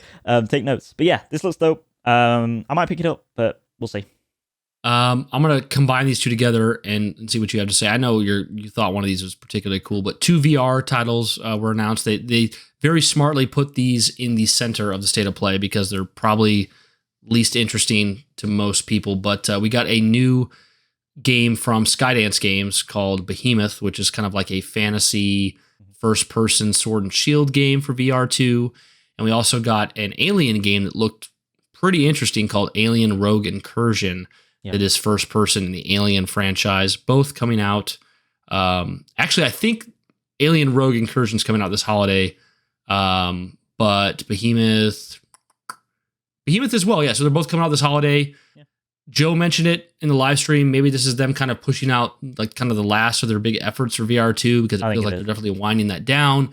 We know for sure that there is it wasn't announced here, but there is an adapter coming for the PSVR 2 to let that work on your PC because it seems like PlayStation's kind of sunsetting any support that they were putting there. But these both look like good efforts, especially, Alien.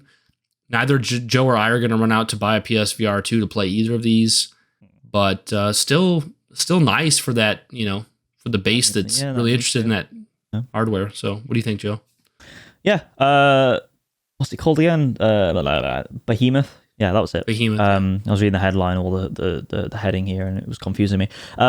Yeah, from Skydance, the same developer that did Walking Dead Saints and Sinners, and as far as I'm aware, that was a pretty good Walking Dead game. There was one bad Walking Dead game, which I don't think was a VR title. It was a traditional game that was co-op. It was kind of like Left 4 Dead in many ways, and it was pretty poor. And then there've obviously been like sort of Daryl Dixon tie-in Walking Dead games in the past on like the 7th generation, which were really poor and stuff like that. But this looks pretty good from a VR side of things, and since it's from them as developers, they know what they're doing from a VR standpoint. So there's a little bit of sort of prestige there and trust that you could potentially put into Skydance Games. Amy Hennig is under Skydance Games, but she's not developing this. She has nothing to do with this game as far as just under the label. Just under the label. So if you want to take that and put that into the into the pot, into the confidence pot, you can do. But yeah, it's weird that like Skydance is bridging into gaming now. Obviously they're a movie based studio originally, but I think it's cool. Like you said, for the niche, I won't play it, but it looks really cool. The trailer was pretty dope. And then Alien Rogue Incursion, this was good because like I've actually played Alien Isolation 3 or 4 times. It's actually one of my favorite survival horrors of all time. It's a great game. I think it's really good. I think it's really underrated. I actually like the fact that it's really long and it breaks you away from the original Alien at one point, and then I won't spoil that, but yeah, and then like the rest of the game happens. But like you had 10 years. Come on. Yeah, you had 10 years. I'm not gonna say it still. I'm gonna spare them. They can look up the gameplay if they want to. But it's so good, that game. I love just being in that game is just awesome. I played it multiple times. I played it like 3 or 4 times. I have it on like multiple platforms. I have it on the Xbox original, like not the Xbox original, the Xbox One. And I have it on, I think I put it on PS4 as well. And then I also put it on PC, and I played it on PC, and I got the VR mod for it on PC. So I had like my old Oculus. So you know what Quest, this could be like. Yeah. And it was actually really bloody good. Like, it was restrictive and stuff, and you had to play sitting down and know where all your keys are on your keyboard, obviously, because you can't see anything. But yeah, it was really good. Obviously, you can clip through walls and stuff like on that mod, because it's obviously not an official thing, but it's really bloody good. And to see how this rogue is it incursion or incursion is coming, like, to see this coming out is great. It looks like it's taking more of a Colonial Marines approach rather than like an Alien 1 approach. It's more action centric, but it looks really good. The trailer itself looked a bit weird, like it was too early in development maybe to show, but it was like the only time they could show it, because it was kind of janky in the FPS and it looked a bit blurry, but I don't know, it looked cool. I just love Alien, dude. For showing it off, it did look kind of janky. That was odd to me. I think what it is that they know that the PSVR 2 is coming to the end of its life, so they are just getting to the point where they're like, okay, just get it out. Just get it out, dude. Like, if it comes out every day you wait to show stuff off, it's going to be less relevant. Less relevant, less install base. People are getting bored, so yeah, definitely. But yeah, cool 2 little PSVR 2 titles. This may be the last time we see them address PSVR 2 at a State of Play or showcase. Like, I'm not wishing for that or anything. It's possible, or it's got to be one of the last, I would assume. You know what I think they should do, like, honestly, is if they want to continue this PSVR 2 with these studios that have like built the sort of their background on that in many ways, and their profile, their portfolios on that, that's the word I'm looking for. They honestly, I mean, they probably won't do it if they can't sell the sub-platform, because obviously the sub-platform's going away now, but why don't... But is it really going away, though? Because, well, we've heard that Sony has like 1 million of these things in a warehouse or more. But if they release the PC adapter, that'd be a way to get them out there. And if by some miracle they sell like hotcakes on PC, I seriously doubt it.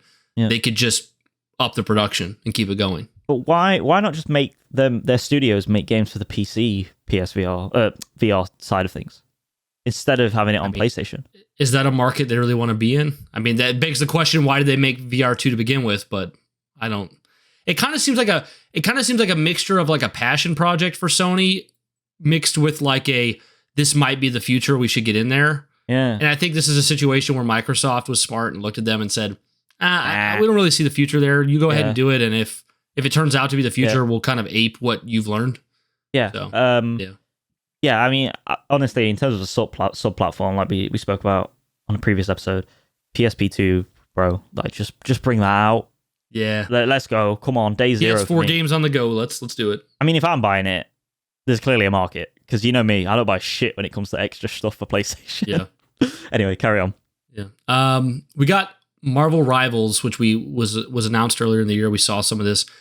We got a trailer for it coming to PS5, closed beta set in July. Really, the biggest take for me here is that this seems to be like a direct competitor to Concord. Concord is in. Sony. Well, I mean, aren't they both kind of hero-y, Overwatch-y kind of, and they're both here at the State of Play, but one's Sony owned, one's third party. Yeah. Couple different thoughts. If I'm trying to be as objective as I can here, I did think Concord looked more interesting and like it had more character. Like to me, Concord is more interesting. But the thing with Marvel Rivals is plenty of established IP. People are going to love to invest in characters they've known their whole lives, where Concord doesn't have that going at all. The team for this game is NetEase, which has a history where Firewalk doesn't. Yep. But I really do think what it comes down to is it seems like it seems to me from looking at it, like Concord is the more confident game, but Rivals has something extremely strong to rely on with its IP. We've seen how Marvel Snap is doing, the card game. Yeah. It's just a behemoth, and we might see that here also with Marvel Rivals. I don't know. I think it's interesting with like both of the games' betas coming out around the same time, how that'll be like a competition. The one thing that Joe pointed out about Marvel Rivals that I thought looked more interesting than Concord was the destructible environments. We saw that. Yeah. That was pretty cool. But I don't know. I think if it wasn't for the Marvel characters, I don't think Rivals looks particularly jaw-dropping or anything like that, but the characters are a pretty big deal. I feel like this will be competition for Concord and Overwatch. What do you think, Joe? Yeah, I mean, the fact that it's third person mostly, I mean, like the camera changes depending on what I guess you're doing and stuff like that. I think it can kind of sit alongside Concord.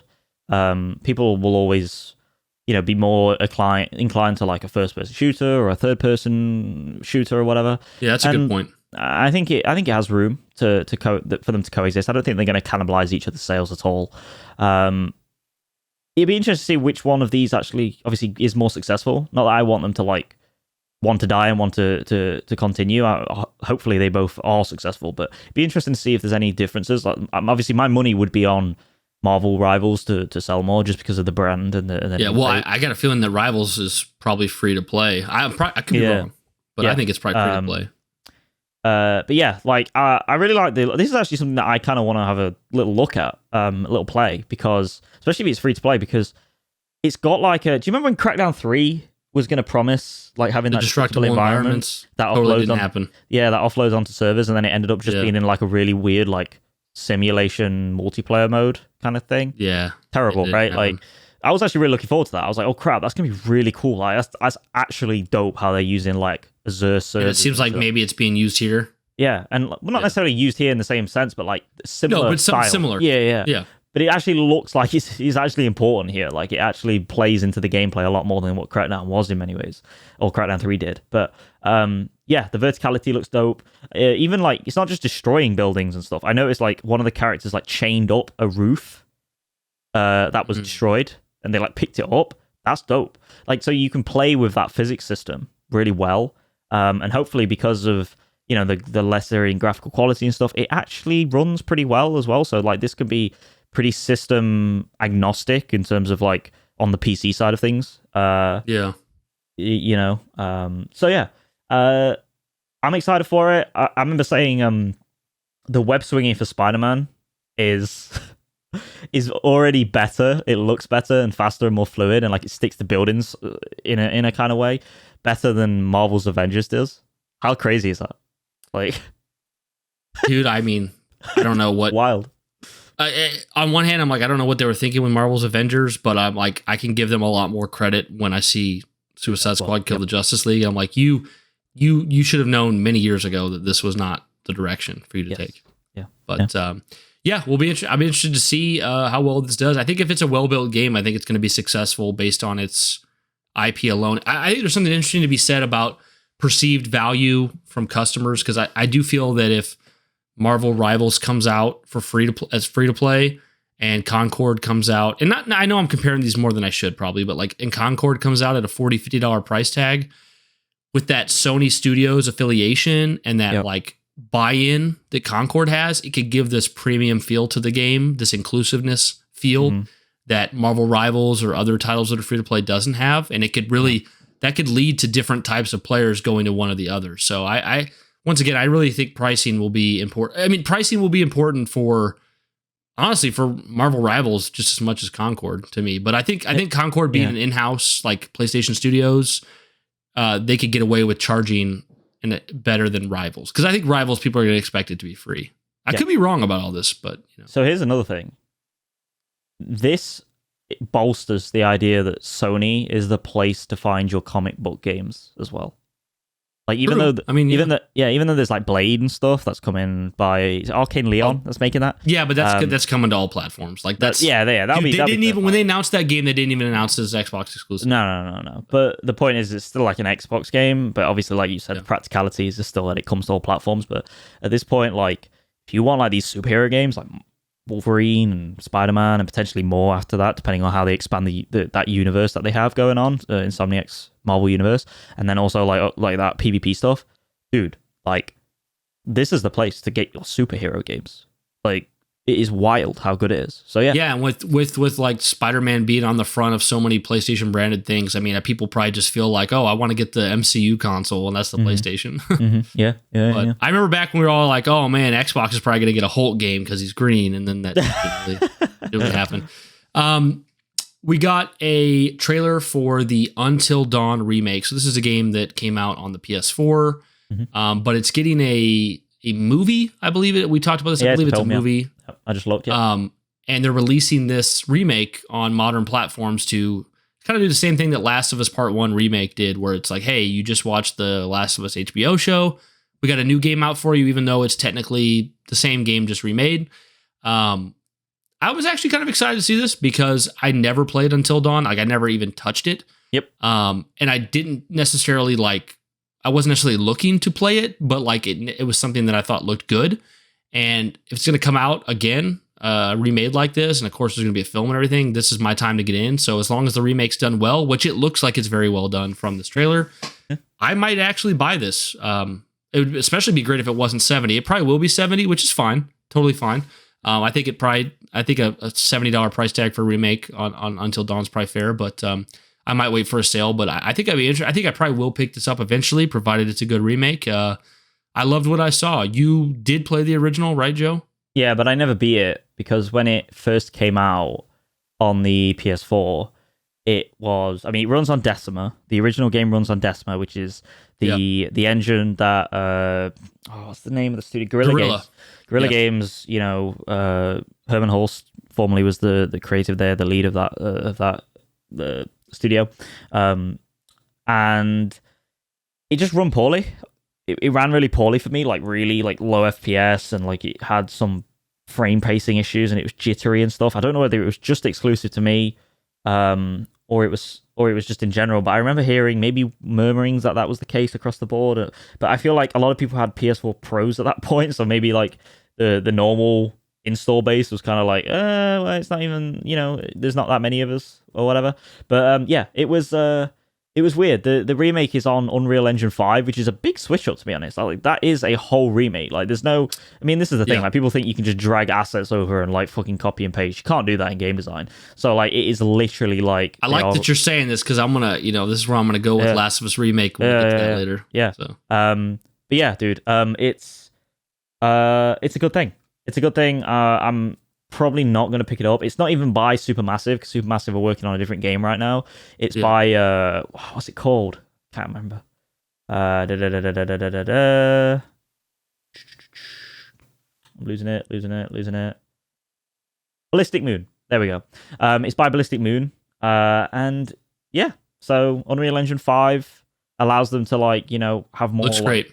Yeah, I mean, obviously, Decima is proprietary, so they can rely on help and assistance from Guerrilla Games on the framework of that engine and stuff like that for assistance and guidance and support. But Unreal Engine 5 has a lot of tool sets for them, and it seems that, it's crazy that it looks bang on. The fact that they've changed the engine and it looks nigh on. I've seen enough of the game to know that looks like what I remember. Yeah, so. It's crazy. So yeah very cool. I'm interested. Path of Exile 2 is releasing in early access in late 2024. So Path of Exile is basically another version of Diablo. I thought this looked really good. It looked like a lot of fun. I loved Diablo 1 and 2 growing up. Couldn't get into 3. Wasn't interested in 4. Truthfully, I think that type of game I've probably kind of aged out of. Not that it's like immature or anything. Just like I've literally just aged. I've just grown out of it. So I probably won't play this, but it genuinely looked more interesting to me than Diablo 4. And it looked like it'd be a lot of fun. Like if it was something I played, I'd probably play it on PS5 with my wife with co-op support, which they announced was going to be there. So it looked awesome. I mean, it looked like a Diablo. I mean, that's what Path of Exile is. It's just oftentimes they're more tapped into what the ARPG players want better than Blizzard is. Yeah. So I would, and the first game just kicked ass. So I think this one will probably kick ass too. I remember the first showing of Path of Exile 2. I think it was within the last year. And I think I reacted with someone. I don't know if it was you or Josh or whatnot, but I thought it was a really pathetic showing because it was just like a character running, killing an enemy, and it was over. I remember that. It wasn't very good. This was good. This was a good showing. Yeah, this was a good showing. So this looks like it's going to be a great game. If you like Diablo, check it out. Cool that it's coming to PS5 with couch co-op. Always love couch co-op. But yeah, that's pretty much what I have to say about it, Joe. What about you? Yeah, I have nothing to say about this game. I haven't played Path of Exile 1, so I don't know. I've never really been a Diablo person. I don't really like those done. Like, I don't like. It's not that I don't like them. Like, I actively hate playing them. Like, I mean, there's not really many games I actively hate playing aside from BioShock Infinite. But got it. got him. I had to sneak that one in. But honestly, like, they can't hold my attention. I don't know what it is. I don't know whether it's all about killing things fast and picking up loot. That's the core of it. You know, I think it might just because like it's too clicky, and like that's what you do is you click. Yeah, a lot of clicking, a lot of spamming buttons and stuff, and I just. It's kind of like Dynasty Warriors. The same reason why I never go into Dynasty Warriors. I don't like mashing buttons. I don't like fighting games because you heard it here first. Diablo is the same as Dynasty Warriors. There we go. String me up. Pin me up. Throw fruit at me. Put me in the stocks. I have blasphemed. Yeah. Okay, this one I was really impressed by. This I think you were too as well, Joe. Yeah. We've been hearing a lot about Silent Hill 2 remake. We've been hearing about it for a year or so now. We've seen a trailer or two, a teaser. It's by Bloober Team. I know Joe and I have expressed in the past being kind of iffy on if it will be good. I mean, Konami just sucks. They're publishers, obviously, but they don't really seem to care about their IP. They got Bloober Team for this, which Bloober Team's not necessarily bad, but they're not like, it's not like this is Blue Point or like the original team coming back to make this or something. So, and the prior showings didn't look that great. So it's been really kind of like up in the air if this will be any good. But we saw today's trailer and it genuinely looked like a game I wanted to play. It looked scary. It looked more in line with what you would, at least from the trailer, from what you would expect from like a modern day Resident Evil remake. It looked good. It really highlighted what this game has to offer. I can genuinely say that before the state of play today, I had no interest in buying this game. And now I'm like, okay, if the scores are good, I'm buying it. So I think they really turned it around. If their goal was to turn the narrative around on this game, I think they did it. I'd be interested to see what other people say online about it. Let me go ahead and read what IGN put down here. Konami revealed that its highly anticipated project, a remake of Silent Hill 2, will be released on October 8th for PC and PS5. So not that far away, guys, October 8th this year. Alongside a release date, Konami and Silent Hill 2 remake developer Bloober Team released a new trailer showing another look at the game, particularly more combat, including a scene where Silent Hill 2 protagonist James Sunderland is seen fighting the creepy abstract daddy enemy towards the end. Alongside a release date, Silent Hill 2 Remake will likely appear at the upcoming Silent Hill Transmission, which is set to air after the state of play. That is something that was going on when we started this podcast episode. We did not watch it, but I thought it looked great. If it gets good reviews, I'm in day one. I've never played a Silent Hill. This is a loved game. If the remake nails it, I mean, it doesn't even have to nail it like Resident Evil. If this is like 80 plus across the board Metacritic, like just a genuinely good title all the way around, I'm probably interested. And I'd play this with Erica. We love horror games. She won't jump at all, and I'll scream like a little girl. So Silent Hill 2 remake, yeah. What about you, Joe? Yeah. Did this look better to you, and is there any potential for you to buy it now? Okay, so 100% this is better. The last trailer that was shown, I can't remember where exactly was it shown. It was shown at a Transmission, I think, or a Silent Hill thing. Silent Hill. I think it was a premiere? prior. I think the last time we saw it was a different state of play. This is the third state of play of the year, I think. Oh, there you go. My brain's all scrambled, but yeah. And then before that, it was a showcase, I think, maybe. Yeah. It's weird because like Silent Hill always has like a lot of these transmissions or whatever, like these like little mini showcases that Konami do, and it blends together with these Sony showcases. I feel like they're very close always. But yeah, definitely better. The last trailer that was shown it kind of caused a lot of problems, disconnect, and disgruntled seemingly employees within Bloober Team, the developers of this remake, saying that Konami misrepresented their product. There was strife between publisher and developer. Yeah, which even though like I don't really like Bloober Team as like it's not that I don't like them, it's just that I think they like have poor outings or like less than stellar outings every time. Like I can't get with them, whether it's Blair Witch or The Medium or whatever the hell, like Layers of Fear. I have to like, on that side, like I have to be like, well, yeah, like Konami they shafted them a little bit like with that. And like the initial trailer was so action centric. It was just like blasting guns everywhere and stuff. And Silent Hill was never that. It just didn't represent Silent Hill at all. No, yeah. Silent Hill was always slower and more methodical, and obviously more of a psychological horror than Resident Evil. And even Resident Evil back in the day was less action-y, even more so than what the remakes are in many ways now. So, this is a better representation of the game. It still doesn't quite make me want to buy it, which is crazy because Silent Hill 2, the original, is on my top 50 games of all time. Like, I love Silent Hill 2. It's one of my favorite survival horrors, like alongside Dead Space and, Resident Evil 2, Resident Evil 1, and obviously Alien Isolation. But yeah, it doesn't make me want to buy it. There's something about it. I don't know. It looks good, but like it's not quite polished and it hasn't got the budget that it should have. And it doesn't have the polish that I would expect. Yeah. No, and it feels like it needs longer in the oven, and it just feels like, I honestly think this is going to be a stronger outing for Bloober Team, in all honesty, to be fair to them, just because they have the blueprint already there from the original game, so they can kind of take notes from that, obviously. But I still think it's going to miss potentially a je ne sais quoi, that like when you play Resident Evil 4 Remake, when you play Resident Evil 2 Remake, obviously these are bigger budget titles than what Silent Hill 2 is, and there's like a more prestigious studio working on them every time. But the thing with it is, it's like, dude, ultimately, like, those games, like, in many ways, like, reinvent and reappropriate what, like, Resident Evil was for the better. Or, like, at least for a different spin. And it allows kind of, like, you to play both the old and the new and go back and forth and compare and contrast. Whereas Silent Hill 2 Remake seems like it's very much like it is a good remake, it looks like, and it's in the same faith. It's not like I have trouble with the authenticity of it. It's more that it's kind of just like, what purpose does this serve, and is it actually like presenting much more quality over what the original did, aside from obviously updated visuals, updated frame rate, stuff like that?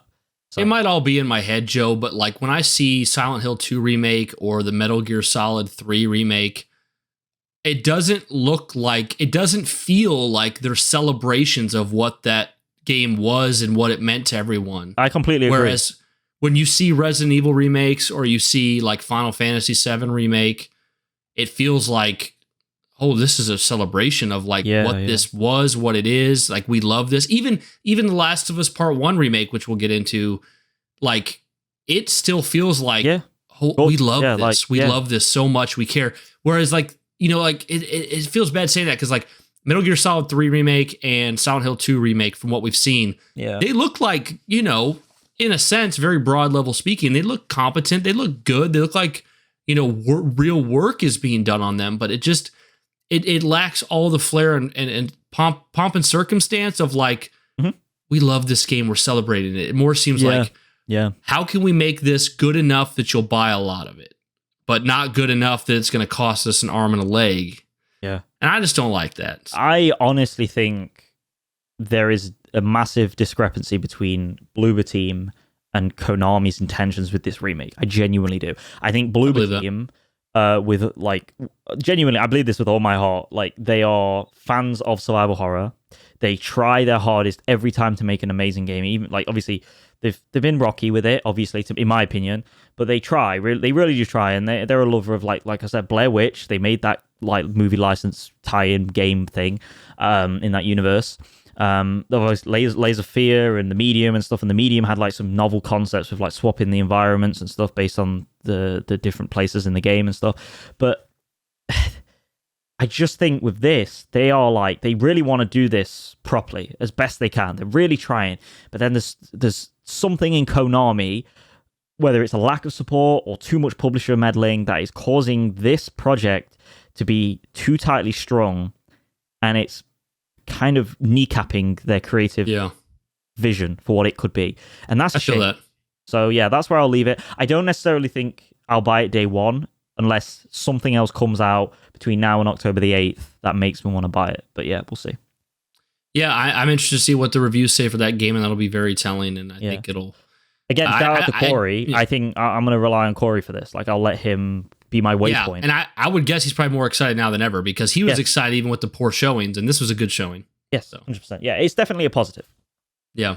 Another big one that was shown here as we come close to the end is Capcom shares a new look at Monster Hunter Wilds. Monster Hunter Wilds was announced at the 2023 Game Awards. Today, Capcom showed off a new trailer, which not only provided another look at this gorgeous project, but also confirmed new monsters that will be featured. Gorgeous looking trailer. The game looked like a blast. This thing will sell so well. For whatever reason, I'm not into Monster Hunter, but you got to look at Capcom's current track record with all of their games and all of their releases and how they're paying their employees more and not laying off. And Monster Hunter Wilds is probably going to be a banger. Like, Capcom has done everything to prove to their audience that they know what they're doing and that they're treating both their employees and their audience right. A lot of people are excited for this game, and it was probably awesome for them to see more. And I think when it comes out, it'll be a big deal. So this was a great another showing for the showcase. I'm not personally interested in Monster Hunter.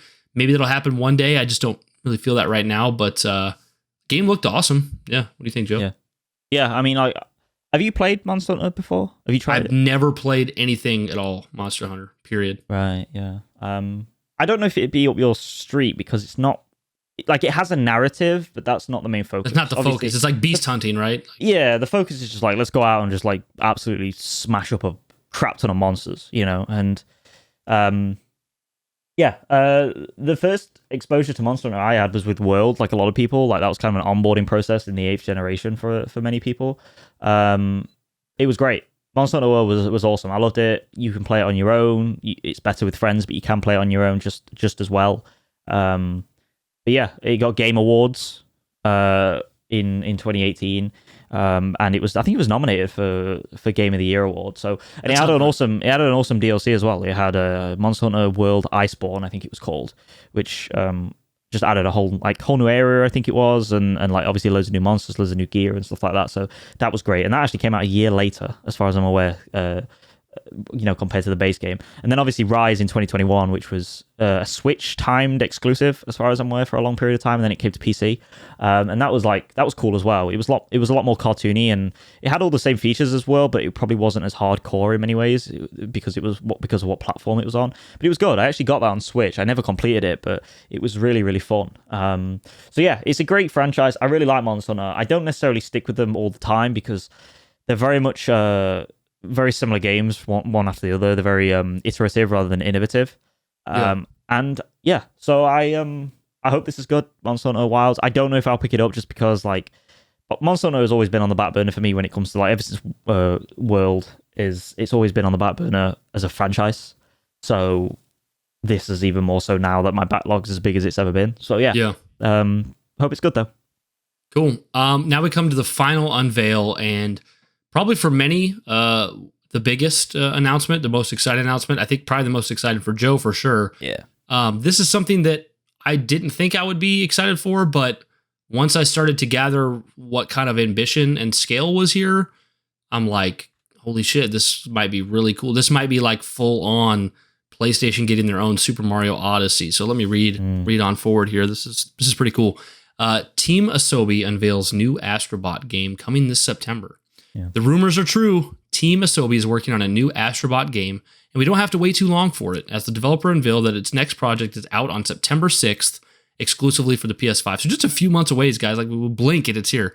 Titled Astro Bot, just simply Astro Bot. I love that they did that. It's just called Astro Bot. Yeah, this is their simple, definitive full title here. Yeah.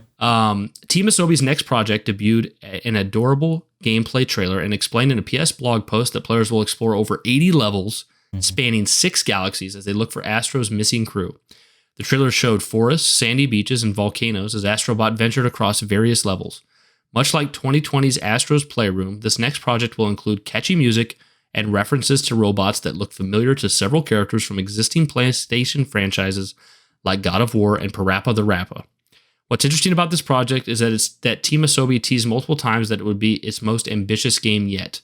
So, for those of you that don't know, I mean, anyone who owns a PS5, you should have seen at least that your PlayStation came preloaded with a free game called Astro Bot's Playroom. And basically what it did is it was a 2 to 5 hour experience, depending on how you played it, that showcased what the PlayStation 5 DualSense controller could do. And you played as this little character, Astrobot. There was also an Astrobot game made for VR, which many claim to be the definitive VR experience, a mind-blowing experience on VR. But a lot of people have missed out on that because it's VR. So the most common game that people know Astrobot from is the Astrobot Playroom that came with the PlayStation 5. And really its biggest negative is that it was a showcase for the controller. It was a demo. It really wasn't a full game. And what it looks like we have here is a Team Asobi developed full-scale platformer like Mario Odyssey level game with beautiful visuals, with Astrobot as the IP. We saw him like flying on a PS5 controller, like going around a PlayStation 5 statue in the game. You see like Nathan Drake and Kratos, Astro Bot characters, which it sounds like they'll be the ones you're saving in the game. So you're basically going to be picture Super Mario Odyssey gameplay, but with all these wonderful Easter eggs and PlayStation stuff that's hidden that you'll be able to find. And the game looked gorgeous, and with over 80 levels spanning 6 galaxies, this feels like a full $70 like real platformer. And it's really cool that I think Sony's found what they've wanted to have for a long time. I think they wanted like Sackboy to kind of be this for a while. Yeah. He kind of was, but then he wasn't. Yeah. I feel like there was one other mascot in there that I'm forgetting, but Astro Bot's kind of been the one that has taken the torch of the platformer and really done something special with it. And I think putting a team behind this full scale project and releasing a game like this is so cool, because it really builds out, once again, and not to sound repetitive, the portfolio of PlayStation. Like, PlayStation doesn't really have any of these cutesy, colorful, fun, big platformers. You know, they're honestly, it sounds like they're one of my biggest takeaways from the state of play, and also a little bit of last year, is it seems like Sony really took to heart the years of people saying like, you're just the over the shoulder third person narrative console manufacturer. And now we're getting, platformers, smaller scale games. We're getting live service, multiplayer stuff, and they're really fleshing it out. I think it's awesome. I think this game is going to do really well. If it's as good as it seems, I'm definitely buying it. I know Joe's excited. Joe, this was an awesome way to close the state of play. What do you think? Yeah. And I think it speaks for their confidence that they allow a game that is centered around like nostalgia and, like you said, like PlayStation iconography and mascots and stuff to take center stage for the final game, like the final showcase. I mean, like, obviously, maybe they couldn't have had anything else. Like, they couldn't have had like a new Santa Monica game being shown or anything like that, because stuff isn't ready. Simple as that. But the point being is, like, they have such confidence that they put a platformer front and center. Which is normally something that like Nintendo does, like with the Mario or something like that. And this time it was Sony doing it. It was like, we still do this stuff. Like we've touched on it throughout this episode. Like, Sony just has a deep love and care and passion for it. Obviously, money is what runs everything, but like they also they're like at a sweet spot between Microsoft and Nintendo, because Nintendo strikes me as the people who would just straight up lose money on purpose to protect Mario. Yes. Like easily, like they're notorious, or I want to say infamously, but just famously, their leader took a huge pay cut to save other people in Nintendo from having to have pay cuts, which is unheard of. So like Nintendo feels like they might make bad business decisions to protect their IPs. Microsoft feels like they would sell their IPs down the river if it made them a buck real quick. And then Sony's somewhere in the middle, where it's like Sony's definitely about the money, but they really love the prestige they've built. And they want to nurture it as best they can, as long as they make money. That's why we got like PlayStation All-Stars Battle Royale, which I loved, but it just wasn't good enough and didn't sell well enough that they gave up on it. Like if that was Nintendo, they wouldn't have gave up on it. So that's where they're in the middle, but they obviously cared enough to try to make it. So but back over to you, Joe. This is awesome. It's awesome. Yeah, well, I mean, I think that stems from them being obviously Japanese, and within a time where it was very much a sink or swim to get iconography and certain tech to really, sink or swim, and preferably swim, in a time post World War II in a sticky time for Japan, from an industrial perspective. And, I mean, they partnered with Nintendo and stuff before they, made their PlayStation and all that stuff. And this is like, I think that's why they're so obsessed with their products rather than the service, because they know that's where their golden goose is in many ways, or geese in general, because it's not just one thing that they have for a product. But the game itself, though, I mean, like, the first game I played when I picked up the PS5 was Astro's Playroom, and it was so good, dude. Like, it was the first game I platinumed on the PS5. I did it in a couple of hours. I think I did it in one sitting, or maybe two. But it was awesome. Like, it felt like. It's weird because I always say generations of blurred. Like they become blurred, like more blurred as we've gone on, and like the 8th to the 9th is not as impressive as the 7th to the 8th, and especially the 6th to the 7th in terms of like the design leaps and stuff in our products. But and the overemphasis on graphics and frame rate and presentation over actual, like, obviously, like, innovative game design. But it felt like when I played that in the moment and the hype of getting that console and stuff, I was like, this is crazy. Like, this controller is awesome. Like, I was blowing on I was literally sitting here. If you're on video, you can see this. I was literally sitting here, like, blowing on a damn DualSense. Like, how? What? There's a thingy in here where I can blow and make the fan on the screen blow. It was also so neat just because, like, do you guys, I mean, who remembers game pack-ins, right? Like, obviously today you'll get like, go buy a PlayStation 5 bundle that comes with Spider-Man 2, or go buy an Xbox bundle that comes with Starfield or something. But they don't count, what we mean is, like, games that were included free when the console launched. That used to be a thing way back in the day. And to see Sony do it in 2020 was just awesome. Yeah. And I think, it speaks for, like, how confident they are in this. Yeah. You know, great controller. Haptic triggers, great touchpad as always, even though it's underutilized in lots of games, like many features on it. The fact that, like I said, you can blow into it. It's just great. It's an awesome controller that, like, fits in your hand, and it was a great showcase for that. But it was also a great little game.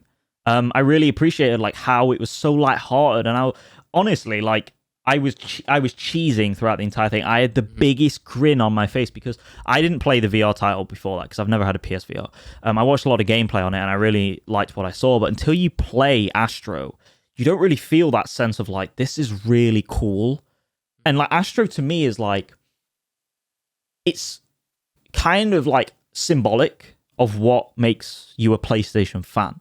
You see all these characters, you see all this, again, iconography. Yeah, it's a celebration game. And it all comes into, like, when you play Astro, like, that is a complete consolidated effort of creative flourishment from a studio that loves PlayStation and is clearly the publisher loves that product. And it feels good, you know, like, when you play it. And again, like, I was cheesing from ear to ear. I was grinning from ear to ear, and hopefully I'll be doing that for this new one because I'm potentially buying this day one because I love my shooters, my dark games in terms of, like, that mature narrative, like God of War and stuff and The Last of Us.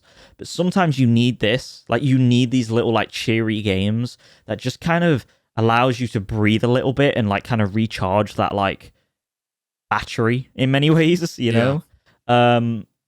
And yeah, dude, I'm excited. I like the fact that it's just Astro Bot. It's a definitive title. It's a strong title. This is the definitive Astro Bot title that you need to play as a platformer for PlayStation. Yeah, it's not a demo for VR. It's not a demo for PS5. It's a full game, Astro Bot. And it's on the level of what, like, or they're trying to be on the level of what Nintendo put out, and I have no doubt they'll do it.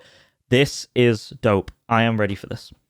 Yeah, it's crazy. Like, if this really works, we could see a future where, like, Astro Bot gets a companion that's not just another bot. Like, maybe it's something else Sony related. Like, maybe he gets, like, a puppy that's like the square button or something. Yeah. And then it becomes like a Mario franchise of friends. Like, it's not going to ever be Mario level, of course. No. But it could be Sony's own little thing, you know? And I think that's so neat. And this is going to be crazy. Like, in September when the fall's starting, like, people are expecting, like, you know, Call of Duty and, like, a big fantasy RPG. And it's like September, we kick it off with the Astro Bot. I love it. Yeah. I love it. It's cool. I love it. Yeah. So cool. All right, that wraps up all of our news for this episode. We covered the state of play. Very good.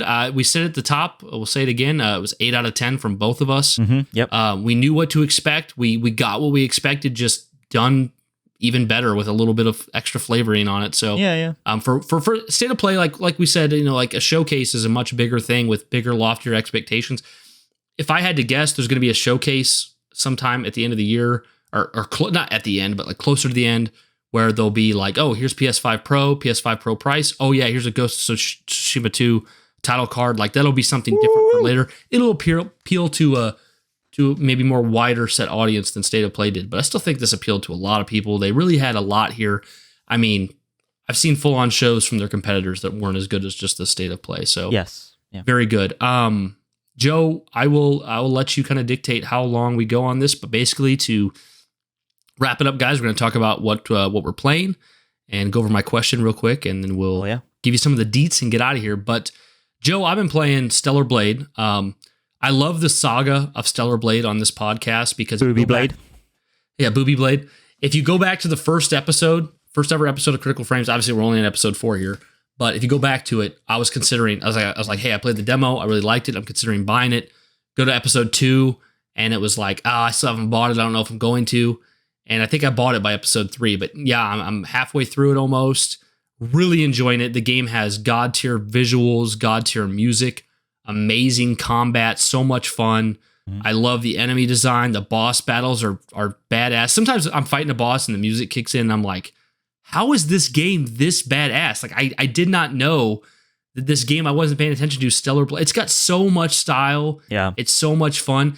And the funny thing is, it has very obvious shortcomings, but they're not glaring to me and I don't mind them. So the shortcomings is the story is, I like the concept of the story. Like I'm enjoying the story, but it's like, I guess it's too surface level. It hasn't really got deep. And from what I've heard, it never gets that deep. It's kind of surface level. It's like, this is what happened to humanity and this is who we're fighting. And it doesn't get too deep, but it's still a really cool premise. And then the characters, their dialogue, there's not too much depth. It's like, it's like, hey, Eve, I upgraded your battle suit. It's like, we got to stop the blah, blah, blah. And it's like, it's not bad at all, but like, it's not going to win any awards for that. Sure. It's very, like the dialogue and the writing and the story is very like, I wouldn't say by the numbers, but it's just like, it's never reaching any heights. But the visuals and the music and the combat and the boss encounters are all reaching heights. And I cannot wait to get back to it. Like the reason I haven't played it is I've been busy, but like I've sacrificed playing it today for this podcast. And I don't know when I'll get. I can't wait to finish it though. This game deserves like $70 purchase all the way. It just was reported that it was the #1 selling game of April. Absolutely deserves it. I love it. I'll replay it over the years. Highly recommend it to anyone. It's an awesome game. But that's what I've been playing this week. What little I've been able to play, Joe. That's all I've been playing. That's all I'm going to play till I finish it. There we go. When I beat it, I do think that's when I'll go into Ghost of Tsushima. But there's so many games on my wish list I want to play. That game is fire. But dude, I want to play Metal Gear Solid. I want to play Nier Automata or Automata. I got it right. I got it wrong the first time. I want to play like Death Stranding. Like there's so much. But Ghost of Tsushima it's downloaded and ready to go. But right now, dude, my mind is completely on Stellar Blade. Such a badass game. What have you been playing, Joe?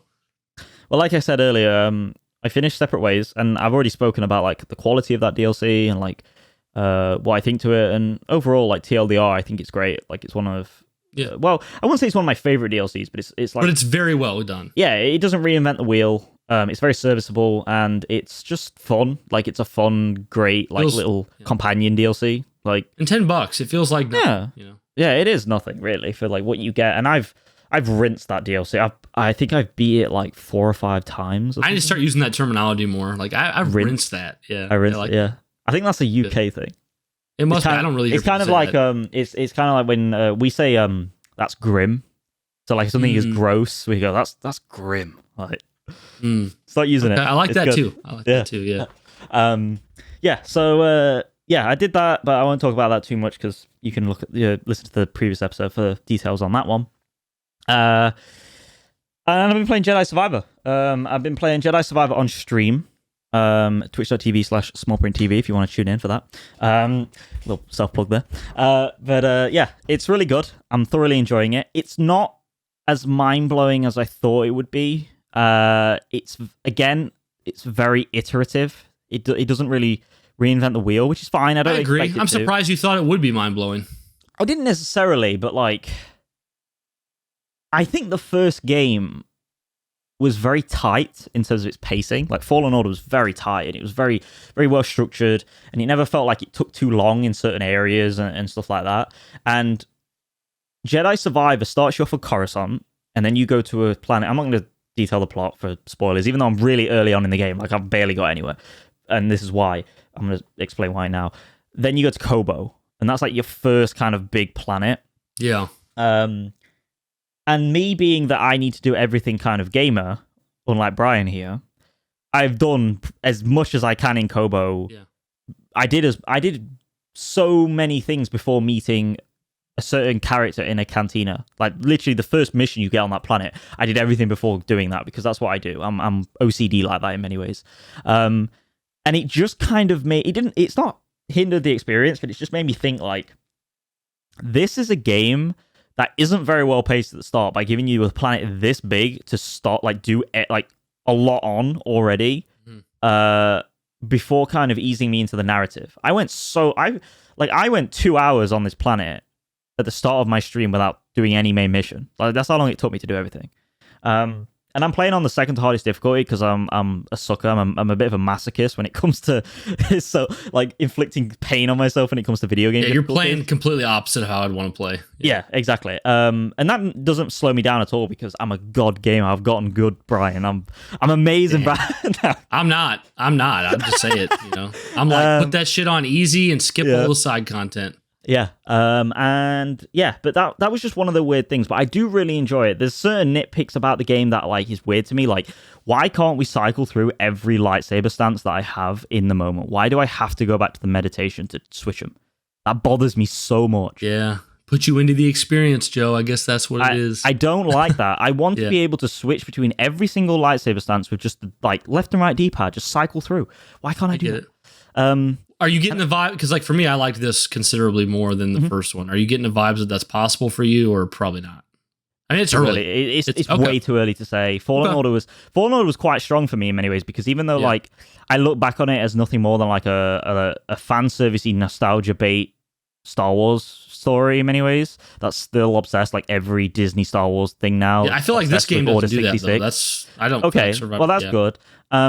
And even though I look at Jedi Fallen Order very critically because of what it is and how fanservice it is, because it came out in a time when it was around like I think it was pre-Last Jedi when it came out, or around the time, I was still kind of in that hype cycle of what like Star Wars was. Fallen Order came out after Last Jedi. Yeah, so I was kind of still like holding on hope in many ways for what Star Wars is. And with the dilution of what Star Wars has become with Disney and all that stuff, I just in general don't have as much love for like it seems to be like Survivor potentially as I did with Fallen Order when it first came out. So and another thing with it is even like regardless of the narrative and everything and how slow it's moving so far because of my own sort of cadence with the game, there's a weird thing on PlayStation 5. I don't know. Did you play on PlayStation 5, Brian? No, I actually played on Xbox because of a sale. Yeah. So here's the thing. I play on PlayStation 5 and I'm on performance setting, right? The cutscenes drop to like 24 frames per second immediately. I don't know if that's the case on Xbox. I mean, if it was, I didn't notice it. I would think I did, but I don't know. Yeah. So you got like, I don't know if it's buttery smooth 60 because I'm not quite sure, but it's like jarring. It's like, oh shit, like we're in cinema now. We're in cinema mode. Yeah. And then you come out of it and it's immediately like, we're back to 60 frames. We're back in gaming, and it's like, what? How has this not been patched? I don't remember that at all, so that's weird. Yeah.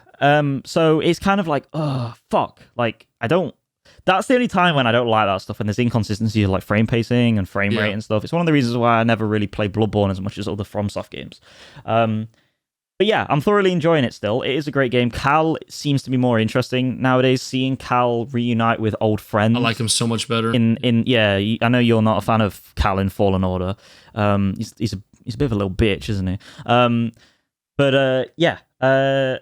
It's great. It's great stuff from like a character perspective and everything. And BD1's great and all that. And yeah, so that's what I've been playing. But I've also, which I know you want to speak to me about when it comes to the remake, I've been playing The Last of Us Part 1 remake. I bought it. I've been playing it off stream. I bought it digitally, I think for like £40 or something like that, $40.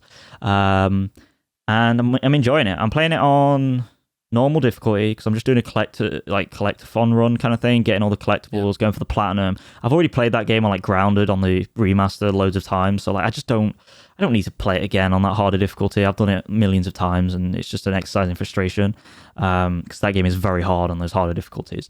But loving it, thoroughly enjoy it. But I gotta say, Brian, and we're gonna disagree with this, even though it is a remake and it is a ground-up remake, and I don't deny that at all, it doesn't necessarily feel like a cash grab, but I do kind of feel like it's a little bit overpriced for what it offers as a remake. In the sense that, like, there's not really any new modes like The Last of Us Part 2 has with the remaster. So, like, that has the, what's the mode called where it's like a survival mode that was recently released? Oh, yeah, I forgot what it's called, too. I work with don't know. someone who like loves it. Like he bought the remaster and he hasn't played the narrative at all, but all he does is play that DLC, that like survival horde It's mode. like a roguelite. Yeah, it's like a roguelike, kind of like came out around the time of God of War Valhalla's roguelike DLC. But the Last of Us Part 1 is so good. It just reminds me of like how well paced that game is. I think for my money, I think The Last of Us Part 1 is one of the most perfectly paced video games of all time. It's one of the best games of all time. It's one of the best games of all time, no doubt. Like it's in my top 10, I think. If we're counting one game per franchise, it's top 5. But that game is just so good, and the pacing is so good. The combat is so weighty, and the movement is so great, and the cutscenes are impeccable. It is truly a video game of all time. Like there's no other way to say it. Yeah, I think the one thing we both agree on is that the remake did not need to be made. The Last of Us 1 remaster was good enough. But where we kind of disagree, and I think we've already kind of discussed it outside the podcast, so I can kind of reiterate that here, and we'll probably still disagree, but I think it makes sense. You know, when this was announced and it was $70, people were like, "Oh my gosh, you're going to sell us the same game from 10 years ago for $70?" Yeah. But what people need to understand is this is not a remaster. It's not where they took Last of Us Part 1 and they put new skins over everything to make it look prettier. They brought up they actually from the ground up built this game anew, obviously following the template of the original. So it is the same game, but it's built from the ground up. It's built around the DualSense controller. They've actually improved the gameplay in the game, where like how you handle your weapons, how they fire. They improved the AI of the enemies. The visuals are much better. The cutscenes are like natural transition in engine, I believe. Yes, they are. They're all in engine. Yep. Yeah. The sound is better. Yep. They redid environments in a way where like let's say in the original you're walking through the middle of town, and in the original that you walk through town and there's like buildings with windows and balconies and all that stuff. The windows and balconies are still there, but now there's like clothes hanging over the edge and leaves falling down and raindrops, and like it's so much more. When you compare it, it's like so much more detailed, and the sound is so much better, and the visuals are so much better, and everything's smoother and plays better. And it just, to me, it's such a premium experience, like a premium way to play Last of Us Part 1, to play the first Last of Us, that it's obvious that the time and effort went into making it to where it's worth $70. To me, the problem is that unlike a Resident Evil 4 remake, so much of it is massively changed that it's obviously a different game. Yeah. They were very careful to not harm the experience of Last of Us 1. And to the untrained, to someone who's not comparing them, it'll probably just feel like the exact game you played 5-10 years ago. Yep. So in that way, it doesn't feel as worth it. But like when you really like dig into the details of how much they improved, to me, it's worth $70. I mean, I remember like looking up YouTube comparisons of like exact same areas where like in the original Last of Us, the AI was running in circles and like not shooting. Yeah. Where in the Part 1, the enemy like pushes forward and tries to take you out and has like accurate aim. And I'm like, they really took a game that felt perfect in 2013 and made it even more perfect. So still great. I mean, and the thing is, you don't usually have to pay $70 for it anymore. You usually get it on a sale like Joe did. So I paid, I think I got it $10 or $20 off myself. Okay. So it's weird. Like it is a great experience, and I don't regret buying it at all. Like I absolutely adore it, but that's just mainly because The Last of Us is just. You don't need to buy it, that's for sure. Yeah, you don't need to buy it. I wanted to buy it, and I didn't want to revisit Part 2 without revisiting Part 1. And I'm just enjoying like the soundscape of it and the environments, and like I'll barely ever jog through a combat section encounter because I want to listen to everything. I want to hear all Ellie's optional jokes, find all the comic books, read all the notes. It's such a glorious game that to this day is like wildly crazy that it was even made. Like if that game came out today, obviously like if The Last of Us Part 1 came out today and it wasn't like a remake, it was like it's the first version you've seen. First time ever. Yeah. I think still to this day it'd be like this. Be seeing the same quality. Well, and the thing is, like the only reason the industry's been influenced around it is because of it. Yes. So like the whole industry would be different without it. Oh yeah, 100%. Sony's first party scene would be wildly different. Yeah. You know, people always say, like, obviously I think Uncharted did save PlayStation in the PlayStation 3 generation, definitely, no doubt, but Naughty Dog is just a legendary studio for that. But I think The Last of Us was like a true consolidated sort of effort and execution of kind of pioneering things they've learned already. Yeah, things they've learned already, and pushing them into an area that they've never been before, you know, and kickstarting and blasting off that rocket ship into the stratosphere. But yeah, I absolutely love it. It's weird because as a consumer and as a game, like as a fan of The Last of Us, I can stand here and confidently say, like, I would pay £70 for this because I love it, just because I love that original experience so much.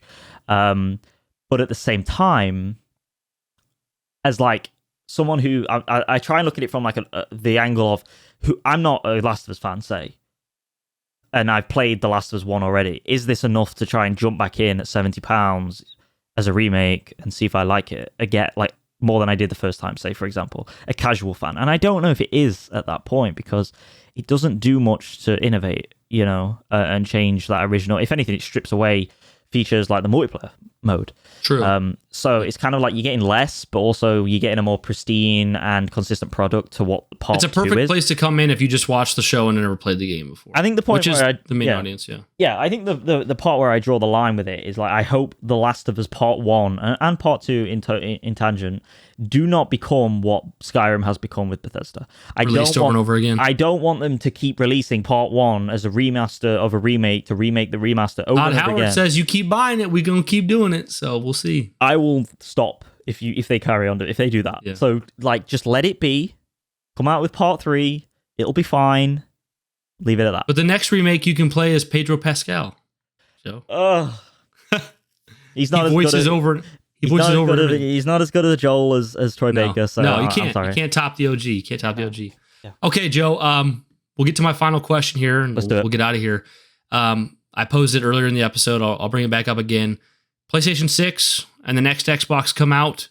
Mm-hmm. What mistake would Sony feasibly have to make to yield half of that generation to Microsoft? So in the PS3 and the Xbox 360 gen, they both finished at around 85 to 90 million consoles sold. So because of the PS3's mistakes, the Xbox pretty much matched the PlayStation, and they shared the generation. Right now, Sony is just mopping the floor with Xbox. What mistake would they have to make with the PS6 for the Xbox garners half of the sales again? What would have to happen realistically? It's really hard, right? It's a really good question, and I think you've posed it in the worst time. You've proposed the question in the worst time for me, because PlayStation are still, even though they're down on first party in studio games, they are still up when it comes to their production and quality consistently coming out. I mean, we've just had a really good Sony State of Play. And it's weird because, like, if you asked this during the PSVR time when they were going full hard, like with the Horizon game and stuff like that, I'd be like, they'd attach the VR title to the platform, the PS6, like the PSVR 3, and they would the VR is part of the console. Yeah, like the Kinect was with the Xbox, and like the console probably costs more too than the Xbox. Exactly, and you would be looking at like $800-900 worth entry price for the base model PS5 because you had to have required PSVR 3. VR to play the console. Ooh. And then on top of that, if they wanted to, they could have doubled down on, like, say, like making Sony Santa Monica do a PSVR title, making Bend do a PSVR title. You know, say like we're in this like dark timeline in many ways. But the thing is like now it's really hard to say what would be the straw that breaks this really insurmountable camel's back, because they're so strong right now. I mean, I guess I could say if they went full DRM with this new PSN to PC online mandatory infrastructure, and they started to bridge into countries that, like, put more emphasis into countries like Iran that didn't have like a market, for instance, similar to like if Xbox started to go into Japan and not like focus on where they are already established, and then they ended up like sort of usurping or covering over with a blanket their main sort of markets, and then kind of reappropriating all their studios. Do you know what I'm saying? That like it's very difficult to like answer that question. So I'm kind of like deferring back to you because you've obviously thought about this more potentially. So I'm interested. I don't think I can top yours. I don't think I can top yours because like I mean, this will never happen. Sony's too smart for this. So why would they do this? But what you said about like I mean, obviously they've invested in VR twice over 2 platforms and way more than anyone would have expected. Neither platform was successful enough to really light the world on fire. So what if they were just like, they pulled an Xbox One and they're like, oh, well, to get the Kinect in every home, you know, the PlayStation 6 VR is integral to the system. Everyone has to have it. The low end model $700, the high end model is $900. That would be how they hand over. I think that's probably the best thing I could come up with because I was thinking. I mean, you could go the live service way. You could also go the live service way. But again, we're out of that era. Like, we've kind of gone through the tunnel. I think you nailed it. We were in a tunnel for a long period of time. We couldn't see the light. And then all of a sudden, we've seen the light with, like, kind of Jim Ryan disappearing, even though I still give him his flowers. Jim Ryan disappearing and, you know, these live service titles kind of getting reappropriated / cancelled. And then now we're kind of like, oh, shit. Like, okay, we're here now. We're good. We're all right. We survived. Yeah. So you can't really say live service titles because like maybe that could have bankrupted Sony or something and they could have all been a wash, but that's not the case. No, I think you nailed it because what I was going to say, which I already thought was a bad thing because I was like, this isn't enough. That Sony's so far ahead that this wouldn't be enough. But the thing I thought is PS6 comes out, can't play any games that aren't PS6. But the truth is it would still beat Xbox. That's my opinion. Like PS6 comes out, you cannot play any PS5 or PS4 games on it. None of your backlog, none of your digital purchases. All you can play is that Knack 3 that comes with PS6. That was the other mascot, Knack, that they tried to make happen. There we remember? go. Yeah. It was Knack. By him. Yeah. But yeah, so like the PS6 comes out and like you can't use any accessories, any games, any of your digital library, none of it counts. Yeah. That would hurt them big time. But I still believe there's no way Xbox would beat them. It's not even close anymore. So yours is the best. I think yours is the best. I like that. I would love, I mean, I think Joe's still talking this out, but like any of you guys out there want to leave an email or come to the Discord or whatever, just let us know, leave a comment. Like, what do you think? And I know I said it earlier in the episode, but like, don't say like Sony makes the console cost $100,000 because like, that's obvious. We're trying to think of things that could be within some realm of reality. So what about the news with the PSP2? What happens if the PSP2 is not the PSP2 and ends up being like a full-blown like Nintendo Switch dedicated portable handheld? I thought this too, but it'll still beat the heck out of the Xbox. Yeah, but what about if it doesn't connect to your TV and it's purely handheld? I don't know. I think it'll still beat the Xbox. You really think so? Well, because to beat the, I mean, obviously it's not going to be 1-to-1, but like let's say the next Xbox sold the exact same amount we're at now. We're at like 20-25 million. You don't think of a PlayStation Portable that could play like PS4, PS5 quality games could not sell 20-25 million? Like I feel like, come on, you know. Plus the Switch and the Steam Deck have got people used to it. So it could, but like if you can't play PS6 games, if it's a generation behind. I still think because you're still gonna get new God of Wars, new Spider-Mans, while Xbox is like, yo, here's a game where you play as a blade of grass. It's like, oh, okay. You know, I think okay, I'm with you on it, but I think that is only if Xbox continue to piss the bed. Like, I can't. You're like, still going to be getting. You're going to get Black Ops 9 downscaled to the PlayStation 6 Portable. Yeah, even though it's going to be better on the Xbox. Yeah, wild. I think it would. I think it would truly take your VR thing. That's all it would work. Like, I would love to hear other people's opinions on this, but like. Sony's so far ahead, right? Like it's just Sony's so far ahead. Like I mean, we're past the camera era, so like the whole like them scrapping the camera in the PS4 era. Yeah, slight like right before their showcase and the Kinect. Obviously, that's gone. Like I can't see that ever returning unless something crazy happens with games where cameras are actually. But like cameras are so like 2000s in many ways, potentially even 90s of a technology when people actually care for them. What if the PS6 controllers could only be played with your feet? I mean, all I'm going to say is a lot of people with foot fetishes are going to love that console. Okay, it'll sell better in other countries, probably. I'm not going to say which. Other countries. Not me. Not me. No, I wasn't thinking of your country, but yeah. Okay. Yeah, I think that's a good place to leave it, guys. Let me shout out all of our details for you. If you guys want to send us an email or a voice clip, you can send that to criticalframes@gmail.com. If you want to join our Patreon, we just started the Patreon up last episode. I think it's we got to shout out our supporters. I forgot about that. Yeah, or isn't that? I thought you already made that in like a recording. No, so like that's gonna come when the new artwork comes and all that. Oh, okay. So we'll shout them out. I'll pass it over to you. I'll pass it over to you to shout them out. But I'll go on the pitch here real quick. But we started the Patreon last week. It's patreon.com/criticalframes. It's very straightforward, guys. We got already half a dozen people signed up to it. It's just $5 a month. There's only one tier. It's all access. You get everything. Yep. $5 a month. You get an extra episode a month of Critical Frames Plus, where Joe and I pick a topic like Final Fantasy VII Remake, talk about it. That's only up on Patreon. You get that episode. You get access to the All Access Discord channel. You get the founder role in the Discord, for your name. And you get to send in a question every week to the podcast, and you'll guaranteed get it answered, and you get shouted out at the end of every episode. So lots of benefits there. It's only one tier. That way, if you join the Patreon, everybody gets the same thing. It's just $5. We're not asking for a lot. Like I said, half a dozen people there. Would love you to go check that out. Find us on YouTube if you're listening, youtube.com/Critical Frames.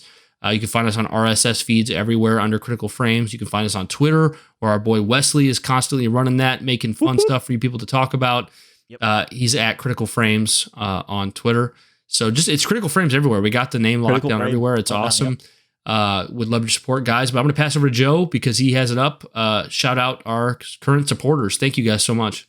Yeah, so this is in alphabetical order. So we've got Darren.jpg, Diente de Hombre, Music Tree 23, Mustard Chief, Trickster, and Wesley. Thank you guys so much. That's crazy. Like I remember when Josh and I started the Patreon, it was no one, and then it was one person for like months, and we got like 6 people already. So guys, thank you so much. Seriously, like, that's awesome. And there's one more thing. There's one more thing to play. Saying Josh's start of the episode behind this, Josh's song. Josh has made a AI generated song from his lyrics. Oh boy, and it's groovy as hell. This is our friend Josh. Josh is who I record with on my other podcast, Sacred Icon. So Josh sent this song, and AI recorded about Joe and I in Critical Frames. Let's hear it. Yeah, give me the thumbs up if you can hear it right, Brian. Okay, I will. Just keep playing it. I can't hear it. And now I can. Pull back a little bit. I don't know. Go in a little more again. Ooh. Oh.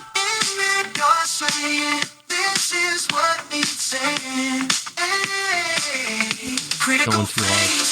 Critical Frames, talking PlayStation games. Critical Frames, Critical Frames, talking PlayStation games. And Sony boys believe it. You watch it and hear it. Dude, this is crazy what AI can do. Fingers on the trigger. Critical Frames. That's weird. Talking PlayStation games.